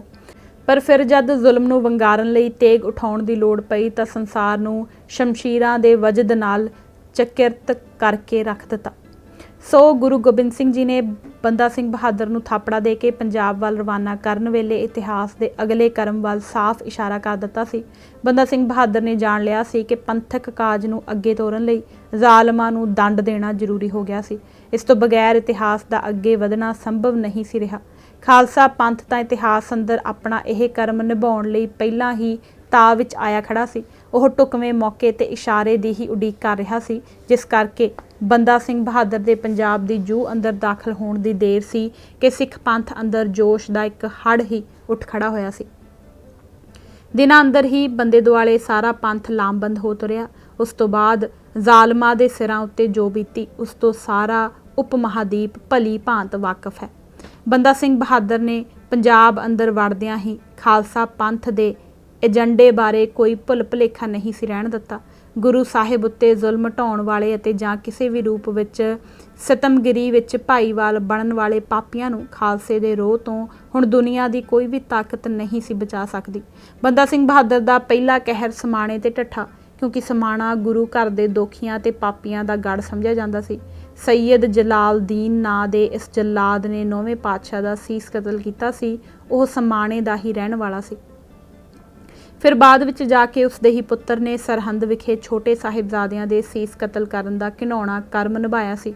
ਗੁਰੂ ਗੋਬਿੰਦ ਸਿੰਘ ਕੋਲੋਂ ਛਲ ਬਲ ਕਰਕੇ ਅਨੰਦਪੁਰ ਖਾਲੀ ਕਰਵਾਉਣ ਵਾਲੇ ਮੁਗਲ ਹਕੂਮਤ ਦੇ ਕਈ ਅਹਿਮ ਕਾਰਿੰਦੇ ਸਮਾਣੇ ਦੇ ਹੀ ਬਾਸ਼ਿੰਦੇ ਸਨ। ਇਸ ਕਰਕੇ ਜਦ ਬੰਦਾ ਸਿੰਘ ਬਹਾਦਰ ਦਾ ਸਮਾਣੇ ਉੱਤੇ ਰੋਹ ਨਾਜ਼ਲ ਹੋਇਆ ਤਾਂ ਸਿੰਘਾਂ ਨੇ ਇਹਨਾਂ ਸਾਰੇ ਦੋਖੀਆਂ ਦੇ ਖੁਰੇ ਲੱਭ ਕੇ ਉਹਨਾਂ ਦਾ ਟੱਬਰਾਂ ਸਮੇਤ ਸਫਾਇਆ ਕਰ ਦਿੱਤਾ ਸੀ। ਸਮਾਣੇ ਤੋਂ ਬਾਅਦ ਸਡੌਰੇ ਤੇ ਹਮਲਾ ਕਰਨ ਦੀ ਵੱਡੀ ਵਜ੍ਹਾ ਇਹ ਸੀ ਕਿ ਇੱਥੋਂ ਦੇ ਹਾਕਮ ਉਸਮਾਨ ਖਾਨ ਦੇ 10ਮ ਪਾਤਸ਼ਾਹ ਦੇ ਅਤੀ ਪਿਆਰੇ ਮੁਰੀਦ ਪੀਰ ਬੁੱਧੂ ਸ਼ਾਹ ਨੂੰ ਵੈਸ਼ੀ ਤਸੀਹੇ ਦੇ ਕੇ ਕਤਲ ਕਰ ਦਿੱਤਾ ਸੀ। ਇਸ ਕਰਕੇ ਸਿੰਘਾਂ ਨੂੰ ਇਸ ਪਾਪੀ ਖਾਨਦਾਨ ਦਾ ਸਫਾਇਆ ਕਰਕੇ ਹੀ ਸਬਰ ਨਹੀਂ ਸੀ ਆਇਆ। ਉਹਨਾਂ ਗੁੱਸੇ ਵਿੱਚ ਆ ਕੇ ਇਸ ਪਾਪ ਦੀ ਨਿਸ਼ਾਨੀ ਨੂੰ ਸਬੂਤਾ ਹੀ ਫਨਾਹ ਕਰ ਦਿੱਤਾ ਸੀ। ਸਰਹੰਦ ਉੱਤੇ ਹਮਲਾ ਕਰਨ ਵੇਲੇ ਤਾਂ ਖਾਲਸੇ ਦਾ ਜੋਸ਼ ਤੇ ਰੋਹ ਵੇਖਣ ਵਾਲਾ ਸੀ। ਉਹਨਾਂ ਗੁਰੂ ਦੇ ਲਾਲਾ ਨੂੰ ਕਤਲ ਕਰਨ ਵਾਲੇ ਤੇ ਨਾਲ ਹੀ ਕਰਾਉਣ ਵਾਲੇ ਦੋਖੀਆਂ ਕੋਲੋਂ ਗਿਣ ਕੇ ਬਦਲੇ ਲਏ। ਸਰਹੰਦ ਦੀ ਇੱਟ ਨਾਲ ਇੱਟ ਖੜਕਾਉਣ ਦੀ ਕਹਾਣੀ ਤੋਂ ਸਾਰਾ ਪੰਥ ਹੀ ਨਹੀਂ ਸਾਰਾ ਹਿੰਦੁਸਤਾਨ ਭਲੀ ਭਾਂਤ ਜਾਣੂ ਹੈ। ਸੋ ਗੁਰੂ ਸਾਹਿਬ ਤੋਂ ਬਾਅਦ ਖਾਲਸੇ ਦੀ ਇਸ ਪਲੇਠੀ ਮੁਹਿੰਮ ਅੰਦਰ ਭਾਰੂ ਜਜ਼ਬਾ ਜ਼ਾਲਮਾਂ ਨੂੰ ਸਜ਼ਾ ਦੇਣ ਦਾ ਸੀ, ਭਾਵੇਂ ਕਿ ਇਸ ਮੁਹਿੰਮ ਦਾ ਉਦੇਸ਼ ਇੱਥੋਂ ਤੱਕ ਹੀ ਸੀਮਿਤ ਨਹੀਂ ਸੀ। ਬੰਦਾ ਸਿੰਘ ਬਹਾਦਰ ਦੀ ਸ਼ਹਾਦਤ ਤੋਂ ਬਾਅਦ ਸਿੱਖਾਂ ਦੀ ਜਿੰਨਾ ਚਿਰ ਮੁਗਲਾਂ ਤੇ ਅਫਗਾਨਾਂ ਨਾਲ ਟੱਕਰ ਚੱਲਦੀ ਰਹੀ, ਸਿੰਘਾਂ ਨੇ ਕਦੇ ਵੀ ਪੰਥ ਦੀ ਆਬਰੂ ਨੂੰ ਘੱਟੇ ਨਹੀਂ ਰੁਲਣ ਦਿੱਤਾ। ਉਹਨਾਂ ਸਿੱਖ ਕੌਮ ਦੀ ਆਨ ਤੇ ਸ਼ਾਨ ਦੇ ਪ੍ਰਤੀਕ ਬਣੇ ਗੁਰਦੁਆਰਿਆਂ ਤੇ ਸ਼ਹੀਦਾਂ ਦਾ ਅਪਮਾਨ ਕਦੇ ਸਹਿਣ ਨਹੀਂ ਕੀਤਾ। ਇਸ ਅਪਮਾਨ ਦਾ ਬਦਲਾ ਲੈਣ ਤੋਂ ਉਹ ਕਦੇ ਨਹੀਂ ਖੁੰਝੇ। ਭਾਈ ਮਨੀ ਸਿੰਘ ਦੀ ਸ਼ਹਾਦਤ ਉਪਰੰਤ 1734 ਈਸਵੀ ਉਸਦੇ ਭਤੀਜੇ ਥਰਾਜ ਸਿੰਘ ਨੇ ਲਾਹੌਰ ਵਿਖੇ ਦਿੱਲੀ ਦਰਵਾਜ਼ੇ ਦੇ ਬਾਹਰ ਭਾਈ ਸਾਹਿਬ ਦੀ ਦੇਹ ਦਾ ਅੰਤਿਮ ਸੰਸਕਾਰ ਕਰਨ ਵੇਲੇ ਹੀ ਜ਼ਾਲਮਾਂ ਨੂੰ ਸੋਧਣ ਦਾ ਤਹੀਆ ਕਰ ਲਿਆ ਸੀ। ਅਬਦੁਲ ਰਜ਼ਾਕ ਨਾਂ ਦੇ ਜਿਸ ਕਾਜ਼ੀ ਨੇ ਭਾਈ ਮਨੀ ਸਿੰਘ ਨੂੰ ਗ੍ਰਿਫਤਾਰ ਕਰਵਾਇਆ ਸੀ, ਉਸ ਨੂੰ ਥਰਾਜ ਸਿੰਘ ਦੇ ਹੀ ਭਰਾ ਅੱਗੜ ਸਿੰਘ ਨੇ ਕੁਝ ਹੀ ਦਿਨਾਂ ਬਾਅਦ ਜਾਨੋਂ ਮਾਰ ਮੁਕਾਇਆ ਸੀ ਅਤੇ ਫਿਰ ਉਸਦੇ ਪਿੰਡ ਅਲੀਗੜ੍ਹ ਜਾ ਕੇ ਉਸਦੇ ਸਾਰੇ ਖਾਨਦਾਨ ਦਾ ਖਾਤਮਾ ਕਰ ਦਿੱਤਾ ਸੀ। ਜਿਸ ਮੁਫਤੀ ਨੇ ਭਾਈ ਸਾਹਿਬ ਨੂੰ ਸਜ਼ਾ ਸੁਣਾਈ ਸੀ, ਥਰਾਜ ਸਿੰਘ ਨੇ ਉਸਦੇ ਪਿੰਡ ਮੁਜੰਗ ਜਾ ਕੇ ਆਪਣੇ ਹੱਥੀਂ ਗਰਦਨ ਲਾ ਦਿੱਤੀ ਸੀ ਅਤੇ ਬਾਕੀ ਸਿੰਘਾਂ ਨੇ ਉਸਦੇ ਟੱਬਰ ਦਾ ਸਫਾਇਆ ਕਰ ਦਿੱਤਾ ਸੀ। 1757 ਈਸਵੀ ਵਿੱਚ ਜਲੰਧਰ ਦੇ ਸਿਰਫਿਰੇ ਹਾਕਮ ਕੁਤਬਦੀਨ ਨੇ ਸੋਢੀ ਬਾਬਾ ਵਡਭਾਗ ਸਿੰਘ ਨੂੰ ਫੜਨ ਲਈ ਕਰਤਾਰਪੁਰ ਛਾਪਾ ਮਾਰਿਆ। ਜਦ ਬਾਬਾ ਵਡਭਾਗ ਸਿੰਘ ਉਸਦੇ ਹੱਥ ਨਾ ਲੱਗਾ ਤਾਂ ਉਸਨੇ ਕ੍ਰੋਧ ਵਿੱਚ ਆ ਕੇ ਗੁਰਦੁਆਰਾ ਥੰਮ ਸਾਹਿਬ ਨੂੰ ਅੱਗ ਲਾ ਕੇ ਸਾੜ ਦਿੱਤਾ। ਇਹ ਖਬਰ ਸੁਣ ਕੇ ਸਰਦਾਰ ਬਾਗ ਸਿੰਘ ਆਹਲੂਵਾਲੀਆ, ਜਿਸ ਨੇ ਉਸ ਵੇਲੇ ਸੋਹਾ ਨਦੀ ਦੇ ਜੰਗਲਾਂ ਕਾਛੜਾਂ 'ਚ ਓਟ ਲੈ ਰੱਖੀ ਹੋਈ ਸੀ, 2 ਕੂਸ ਸਵਾਰ ਲੈ ਕੇ ਕੁਤਬਦੀਨ ਨੂੰ ਸੋਧਣ ਦੇ ਇਰਾਦੇ ਨਾਲ ਜਲੰਧਰ ਵੱਲ ਰਵਾਨਾ ਹੋ ਗਿਆ। ਸਬੱਬ ਨਾਲ ਉਸਨੂੰ ਕੁਤਬਦੀਨ ਬਿਆਸ ਦੇ ਕਿਨਾਰੇ ਤੇ ਹੀ ਸ਼ਿਕਾਰ ਖੇਡਦਾ ਟੱਕਰ ਗਿਆ। ਸਰਦਾਰ ਬਾਗ ਸਿੰਘ ਨੇ ਜਾਨ ਬਚਾ ਕੇ ਭੱਜਣ ਦੀ ਕੋਸ਼ਿਸ਼ ਕਰ ਰਹੇ ਕੁਤਬਦੀਨ ਨੂੰ ਫੁਰਤੀ ਨਾਲ ਦਬੋਚ ਲਿਆ ਤੇ ਗੁਰਦੁਆਰਾ ਥੰਮ ਸਾਹਿਬ ਦੀ ਬੇਹੁਰਮਤੀ ਲਈ ਉਸਨੂੰ ਜਿਉਂਦੇ ਨੂੰ ਅੱਗ ਲਾ ਕੇ ਸਾੜ ਦਿੱਤਾ। ਇਸੇ ਹੀ ਸਾਲ ਸੁੱਖਾ ਸਿੰਘ ਤੇ ਮਹਿਤਾਬ ਸਿੰਘ ਨੇ ਦਰਬਾਰ ਸਾਹਿਬ ਅੰਦਰ ਜਾ ਕੇ ਮੱਸੇ ਰੰਗੜ ਦਾ ਸਿਰ ਵੱਢ ਲਿਆਂਦਾ ਸੀ। ਮੱਸੇ ਤੇ ਕੁਤਬਦੀਨ ਦੇ ਇਹਨਾਂ ਕਤਲਾਂ ਨਾਲ ਕ੍ਰੋਧ ਵਿੱਚ ਆਏ ਜ਼ਕਰੀਆ ਖਾਨ ਨੇ ਮਾਝੇ ਦੇ ਸਾਰੇ ਮੁਖਬਰਾਂ ਤੇ ਝੋਲੀ ਚੁੱਕਾਂ, ਜਿਨ੍ਹਾਂ 'ਚ ਕਾਫੀ ਗਿਣਤੀ 'ਚ ਹਿੰਦੂ ਸਨ, ਨੂੰ ਲਾਮਬੰਦ ਕਰਕੇ ਸਿੰਘਾਂ ਦੇ ਪਰਿਵਾਰਾਂ ਉੱਤੇ ਜ਼ੁਲਮਾਂ ਦਾ ਤੇਜ਼ ਝੱਖੜ ਝੁਲਾ ਦਿੱਤਾ ਸੀ। ਪਰ ਛੇਤੀ ਹੀ ਨਾਦਰ ਸ਼ਾਹ ਦੇ ਭਾਰਤ ਉੱਤੇ ਚੜ੍ਹ ਆਉਣ ਸਦਕਾ ਜਦ ਮੁਗਲ ਹਾਕਮ ਬਿਪਤਾ ਵਿੱਚ ਘਿਰ ਗਏ ਤਾਂ ਸੁਨਹਿਰੀ ਮੌਕਾ ਹੱਥ ਆਇਆ ਵੇਖ ਕੇ ਸਿੰਘਾਂ ਨੇ ਜੰਗਲਾਂ 'ਚੋਂ ਨਿਕਲ ਕੇ ਉਹਨਾਂ ਸਾਰੇ ਮੁਖਬਰਾਂ ਤੇ ਝੋਲੀ ਚੁੱਕਾਂ, ਜਿਨ੍ਹਾਂ ਨੇ ਸਿੰਘਾਂ ਦੇ ਪਰਿਵਾਰਾਂ ਨਾਲ ਵਧੀਕੀਆਂ ਕੀਤੀਆਂ ਸਨ, ਦੀ ਅਲਖ ਮੁਕਾ ਦਿੱਤੀ ਸੀ। ਇਸੇ ਤਰ੍ਹਾਂ ਅਹਿਮਦ ਸ਼ਾਹ ਅਬਦਾਲੀ ਦੇ ਭਾਰਤ ਉੱਤੇ ਪਹਿਲੇ ਹਮਲੇ ਵੇਲੇ ਸਿੰਘਾਂ ਦਾ ਫਿਰ ਦਾਉ ਫੱਬ ਗਿਆ ਸੀ। ਉਹਨਾਂ ਨੇ ਚੀਤੇ ਵਾਲੀ ਫੁਰਤੀ ਤੇ ਚੀਤੇ ਵਾਲੇ ਹੀ ਕਹਿਰ ਨਾਲ ਕਣੀਆਂ, ਨੌਸ਼ਹਿਰਾ, ਜੰਡਿਆਲਾ, ਮਜੀਠਾ, ਕਲਾਨੌਰ, ਜੋਧਨਗਰ, ਫਗਵਾੜਾ, ਤਲਵਣ, ਬਿਜਵਾੜਾ, ਸਠਿਆਲਾ, ਬੁਤਾਲਾ, ਮੰਡਿਆਲਾ, ਸ਼ੇਖੂਪੁਰਾ, ਰਸੂਲਪੁਰ ਆਦਿ ਪਿੰਡਾਂ ਦੇ ਸਾਰੇ ਮੁਖਬਰ ਤੇ ਝੋਲੀ ਚੁੱਕ ਸੋਧ ਛੱਡੇ ਸਨ, ਜਿਨ੍ਹਾਂ ਚੋਂ ਚੌਧਰੀ ਰਾਏ ਬਖਤ ਨੌਸ਼ਹਿਰੇ ਵਾਲਾ, ਰਾਮ ਰੰਧਾਵਾ ਤਲਵੰਡੀ ਘਣੀਏ ਵਾਲਾ, ਕਰਮਾ ਛੀਨਾ ਛੀਨੇ ਪਿੰਡ ਵਾਲਾ, ਗੈਣਾ ਮੱਲ ਭੀਲੋ ਵਾਲੀਆ, ਸ਼ੇਖੂਪੁਰੇ ਦੇ ਗੱਖੜ, ਸਠਿਆਲੇ ਬੁਤਾਲੇ ਦੇ ਰੰਗੜ, ਧਨੇਸੇ ਦੇ ਜੱਟ, ਹੈਬਟਪੁਰ ਪੱਟੀ ਦੇ ਖੱਤਰੀ ਖਾਸ ਤੌਰ ਤੇ ਬਦਨਾਮ ਸਨ। ਮੀਰ ਮੋਮਨ ਖਾਂ ਫੌਜਦਾਰ ਨੇ ਮੀਰ ਮੰਨੂ ਦੇ ਵੇਲੇ ਮਾਝੇ ਦੇ ਸਿੰਘਾਂ ਦੇ ਪਰਿਵਾਰਾਂ ਉੱਤੇ ਬੇਤਹਾਸ਼ਾ ਜ਼ੁਲਮ ਢਾਇਆ ਸੀ। ਉਸ ਦੀ ਜਾਨ ਲੈਣ ਵਾਸਤੇ ਸਿੰਘ ਕਈ ਵਾਰ ਭੇਸ ਵਟਾ ਕੇ ਲਾਹੌਰ ਗਏ, ਪਰ ਉਹ ਹੱਥ ਨਾ ਲੱਗਾ। ਅਖੀਰ ਅੱਗੜ ਸਿੰਘ ਨੇ ਮੁਸਲਮਾਨੀ ਭੇਸ ਬਣਾ ਕੇ ਮੋਮਨ ਖਾਂ ਦੇ ਹੀ ਤਬੇਲੇ ਵਿੱਚ ਕੁੜਵਾਲ ਦੀ ਨੌਕਰੀ ਜਾ ਕੀਤੀ। ਇੱਕ ਦਿਨ ਜਦ ਮੋਮਨ ਖਾਂ ਦਰਿਆ ਕਿਨਾਰੇ ਸੈਰ ਕਰਨ ਨਿਕਲਿਆ ਤਾਂ ਅੱਗੜ ਸਿੰਘ ਨੇ ਅੱਖ ਦੇ ਫੋਰੇ ਵਿੱਚ ਤਲਵਾਰ ਦੇ ਇੱਕੋ ਹੀ ਵਾਰ ਨਾਲ ਉਸ ਦਾ ਸਿਰ ਧੜ ਨਾਲੋਂ ਅਲੱਗ ਕਰ ਦਿੱਤਾ।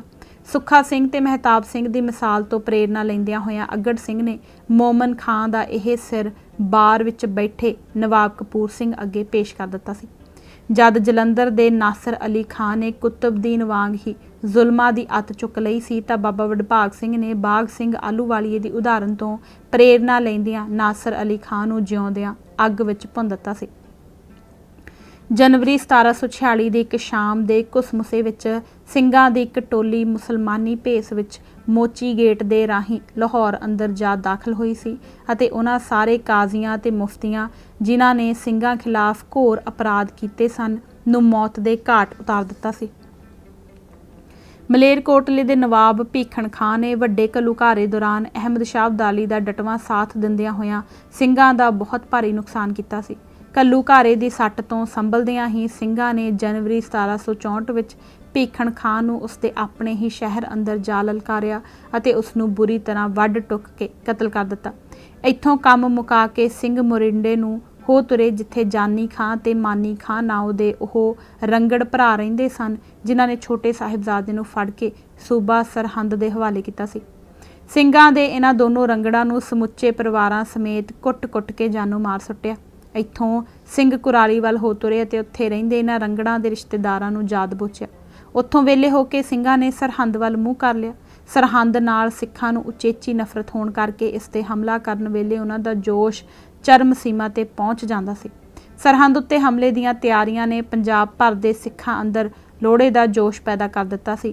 कोई 50,000 ਦੇ ਕਰੀਬ ਸਿੰਘਾਂ ਨੇ ਇਕੱਠੇ ਹੋ ਕੇ ਇੱਕ ਵਾਰ ਫਿਰ ਇਸ ਪਾਪੀ ਦੀ ਨਗਰੀ ਨੂੰ ਢਾਹ ਕੇ ਪੱਧਰਾ ਕਰ ਸੁੱਟਿਆ ਅਤੇ ਇਸ ਉੱਤੇ ਗਧਿਆਂ ਨਾਲ ਹਲ ਫੇਰ ਕੇ ਆਪਣਾ ਗੁੱਸਾ ਠੰਡਾ ਕੀਤਾ।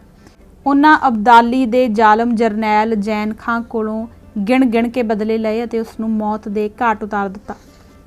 ਵੱਡੇ ਘੱਲੂਘਾਰੇ ਦੇ ਬਾਅਦ ਅਹਿਮਦ ਸ਼ਾਹ ਅਬਦਾਲੀ ਆਪਣੀ ਇੱਕ ਮੁਹਿੰਮ ਦੇ ਦੌਰਾਨ ਜਦ ਇੱਕ ਦਿਨ ਲੱਖੀ ਦੇ ਜੰਗਲ ਵਿੱਚ ਬੈਠਾ ਆਰਾਮ ਨਾਲ ਹੁੱਕਾ ਗੁੜਗੁੜਾ ਰਿਹਾ ਸੀ ਤਾਂ ਇੱਕ ਸਰਲੱਥ ਸਿੰਘ ਘੋੜੇ ਤੇ ਸਵਾਰ ਹੋ ਕੇ ਬਿਜਲੀ ਦੀ ਤੇਜ਼ੀ ਨਾਲ ਉਸ ਵੱਲ ਵਧਿਆ।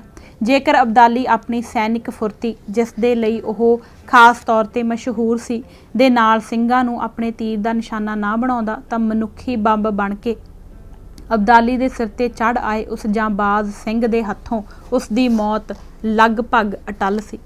ਮਹਾਰਾਜਾ ਸ਼ੇਰ ਸਿੰਘ ਦੇ ਰਾਜਕਾਲ ਦੌਰਾਨ ਸਿੱਖਾਂ ਨੂੰ ਇੱਕ ਦਿਨ ਪਤਾ ਨਹੀਂ ਕਿੱਥੋਂ ਕਬਰਾਂ 'ਚ ਪਏ ਮੀਰ ਮੰਨੂ ਨੂੰ ਸਜ਼ਾ ਦੇਣ ਦੀ ਸੁੱਝ ਗਈ। ਉਹਨਾਂ ਗੁੱਸੇ ਵਿੱਚ ਆ ਕੇ ਸ਼ਹੀਦਗੰਜ ਦੇ ਐਨ ਗੁਆਂਢ ਵਿੱਚ ਅਬਦੁਲ ਰਹੀਮ ਖਾਂ ਦੀ ਹਵੇਲੀ 'ਚੋਂ ਮੀਰ ਮੰਨੂ ਦੀ ਕਬਰ ਖੋਦ ਸੁੱਟੀ ਅਤੇ ਉਸ ਦੀਆਂ ਹੱਡੀਆਂ ਨੂੰ ਤੂੜੀ ਦੇ ਡੱਕਿਆਂ ਵਾਂਗ ਹਵਾ 'ਚ ਉਡਾ ਮਾਰਿਆ। ਉਹ ਹਵੇਲੀ ਜਿਸ ਨੇ ਆਪਣੀ ਵਲਗਣ ਅੰਦਰ ਮੀਰ ਮੰਨੂ ਦੀ ਮੁਰਦਾ ਦੇਹ ਨੂੰ ਸੰਭਾਲਣ ਦਾ ਪਾਪ ਕੀਤਾ ਸੀ, ਵੀ ਸਿੰਘਾਂ ਦੇ ਰੋਹ ਤੋਂ ਬਚ ਨਾ ਸਕੀ। ਉਹਨਾਂ ਹਵੇਲੀ ਦੀ ਇੱਟ ਖਿੰਡਾ ਦਿੱਤੀ। ਇਸ ਤਰ੍ਹਾਂ ਮੁਗਲਾਂ ਵਿਰੁੱਧ ਸਿੱਖ ਕੌਮ ਦਾ ਗੁੱਸਾ ਠੰਡਾ ਹੋਣ ਨੂੰ ਤਕਰੀਬਨ ਪੂਰੀ ਸਦੀ ਲੱਗ ਗਈ ਸੀ। ਇਸ ਤੋਂ ਬਾਅਦ ਸਿੱਖਾਂ ਨੇ ਅੱਧੀ ਸਦੀ ਤੱਕ, ਜਿੰਨਾ ਚਿਰ ਤੱਕ ਪੰਜਾਬ ਅੰਦਰ ਆਪਣਾ ਰਾਜ ਕਾਇਮ ਰੱਖਿਆ, ਉਨਾ ਚਿਰ ਉਹਨਾਂ ਆਪਣੇ ਕਿਸੇ ਵੀ ਦੁਸ਼ਮਣ ਦੇ ਖਿਲਾਫ ਤਾਕਤ ਦਾ ਦੁਰਉਪਯੋਗ ਨਹੀਂ ਸੀ ਕੀਤਾ। ਇਹ ਤੱਥ ਆਪਣੇ ਆਪ ਵਿੱਚ ਹੀ ਉਸ ਸਿਧਾਂਤਕ ਨਜ਼ਰੀਏ ਦਾ ਠੋਠ ਉਜਾਗਰ ਕਰ ਦਿੰਦਾ ਹੈ ਜਿਸ ਨੂੰ ਸਿੱਖ ਕਿਰਦਾਰ ਦੀ ਉਸਾਰੀ ਵਿੱਚ ਸਿੱਖ ਵਿਚਾਰਧਾਰਾ ਦੇ ਨਿਰਣਾਕਾਰੀ ਰੋਲ ਦੀ ਸਮਝ ਨਹੀਂ ਪੈਂਦੀ ਅਤੇ ਜੋ ਸਿੱਖ ਕੌਮ ਦੀਆਂ ਕੁਝ ਉੱਭਰਵੀਆਂ ਵਿਸ਼ੇਸ਼ਤਾਵਾਂ ਉੱਤੇ ਜੱਟ ਸੱਭਿਆਚਾਰ ਦੀ ਵਧਵੀਂ ਰੰਗਤ ਵੇਖਣ ਦੀ ਸਿਧਾਂਤਕ ਮਰਜ਼ ਦਾ ਸ਼ਿਕਾਰ ਹੈ। ਕਿਉਂਕਿ ਸਿੱਖ ਵਿਚਾਰਧਾਰਾ ਦੇ ਫੈਸਲਾਕੁਨ ਅਸਰ ਤੋਂ ਬਿਨਾਂ ਸਿੱਖ ਕੌਮ, ਜਿਸ ਵਿੱਚ ਗਿਣਤੀ ਦੇ ਲਿਹਾਜ਼ ਨਾਲ ਜੱਟ ਵਰਗ ਦੀ ਭੂਮਿਕਾ ਬਿਨਾਂ ਸ਼ੱਕ ਸਭ ਤੋਂ ਉੱਭਰਵੀਂ ਸੀ, ਵੱਲੋਂ ਸੱਤਾ ਦਾ ਇੰਨੇ ਸੰਜਮ 'ਚ ਰਹਿ ਕੇ ਇਸਤੇਮਾਲ ਕਰਨ ਦਾ ਕ੍ਰਿਸ਼ਮਾ ਕਦਾਚਿਤ ਸੰਭਵ ਨਹੀਂ ਸੀ ਹੋਣਾ। ਬਾਅਦ ਵਿੱਚ ਜਾ ਕੇ ਅੰਗਰੇਜ਼ ਹਾਕਮਾਂ ਵਿਰੁੱਧ ਆਪਣੇ ਸੰਘਰਸ਼ ਅੰਦਰ ਸਿੱਖਾਂ ਨੇ ਅਤ ਦਰਜੇ ਦੀ ਭੜਕਾਹਟ ਦੇ ਸਨਮੁਖ ਵੀ ਜੋ ਕਮਾਲ ਦਾ ਠਰਮਾ ਤੇ ਸੰਜਮ ਦਿਖਾਇਆ, ਉਹ ਕਿਸੇ ਵੀ ਪੱਖ ਤੋਂ ਰਵਾਇਤੀ ਜੱਟ ਸੱਭਿਆਚਾਰ ਨਾਲ ਮੇਲ ਨਹੀਂ ਖਾਂਦਾ। ਗੁਰਦੁਆਰਾ ਸੁਧਾਰ ਲਹਿਰ ਦੇ ਸਮੁੱਚੇ ਅਮਲ ਦੌਰਾਨ ਹੱਦ ਦਰਜੇ ਦੇ ਜ਼ੁਲਮ ਤੇ ਤਸ਼ੱਦਦ ਦੇ ਬਾਵਜੂਦ ਸਿੱਖਾਂ ਵੱਲੋਂ ਕਿਸੇ ਇੱਕ ਵੀ ਪੁਲਿਸ ਅਫਸਰ ਜਾਂ ਕਰਮਚਾਰੀ ਦੇ ਵਿਰੁੱਧ, ਇੱਥੋਂ ਤੱਕ ਕਿ ਸਿੱਖ ਪੰਥ ਦੀ ਨਫ਼ਰਤ ਤੇ ਸੰਘਰਸ਼ ਦਾ ਸਿੱਧਾ ਨਿਸ਼ਾਨਾ ਬਣੇ ਕਿਸੇ ਮਹੰਤ ਦੇ ਖਿਲਾਫ ਵੀ ਬਦਲੇ ਵਿੱਚ ਹੱਥ ਉਠਾਉਣ ਦੀ ਇੱਕ ਵੀ ਮਿਸਾਲ ਨਹੀਂ ਮਿਲਦੀ। ਜੇ ਸਿੱਖਾਂ ਦਾ ਅਮਲ ਨਿਰੋਲ ਅਤੇ ਸਿੱਧੇ ਰੂਪ ਵਿੱਚ ਜੱਟ ਸੱਭਿਆਚਾਰ ਤੋਂ ਹੀ ਨਿਰਧਾਰਿਤ ਹੋਇਆ ਹੁੰਦਾ ਤਾਂ ਸਿੱਖ ਜਦੋਜਹਿਦ ਦੇ ਅਜਿਹੇ ਰੂਪ ਦੀ ਕਲਪਨਾ ਕਰਨੀ ਵੀ ਔਖੀ ਹੋਣੀ ਸੀ। ਸੋ ਸਾਰੀ ਚਰਚਾ ਦਾ ਨਿਚੋੜ ਇਹ ਬਣਦਾ ਹੈ ਕਿ ਹਰ ਮੌਕੇ ਸਿੱਖ ਅਮਲ ਭਾਰੂ ਰੂਪ ਵਿੱਚ ਸਿੱਖ ਲਹਿਰ ਦੇ ਖਾਸੇ ਅਤੇ ਇਸ ਦੇ ਮਨੋਰਥਾਂ ਤੋਂ ਨਿਰਧਾਰਿਤ ਹੁੰਦਾ ਹੈ, ਕਿਸੇ ਵਰਗ ਵਿਸ਼ੇਸ਼ ਦੇ ਸੁਭਾਵੀ ਲੱਛਣਾਂ ਤੋਂ ਨਹੀਂ। ਉਦੇਸ਼ ਮੰਗ ਕਰਦੇ ਹੋਣ ਤਾਂ ਸਿੱਖ ਹੱਦ ਦਰਜੇ ਦਾ ਠਰਮਾ ਵਿਖਾ ਸਕਦੇ ਹਨ ਅਤੇ ਲੋੜ ਬਣੇ ਤਾਂ ਪੂਰੇ ਜਬੇ ਨਾਲ ਖੰਡਾ ਖੜਕਾ ਸਕਦੇ ਹਨ। ਸਿੱਖਾਂ ਨੂੰ ਜਾਣਨ ਲਈ ਸਿੱਖ ਕਿਰਦਾਰ ਦਾ ਇਹ ਲੱਛਣ ਸਮਝਣਾ ਬੇਹੱਦ ਜ਼ਰੂਰੀ ਹੈ। ਸੋ ਅੱਜ ਅਸੀਂ ਇਹ ਭਾਗ ਪੰਨਾ ਨੰਬਰ 70 ਤੱਕ ਹੀ ਪੜ੍ਹਾਂਗੇ। ਧੰਨਵਾਦ ਜੀ। ਵਾਹਿਗੁਰੂ ਜੀ ਕਾ ਖਾਲਸਾ, ਵਾਹਿਗੁਰੂ ਜੀ ਕੀ ਫਤਿਹ।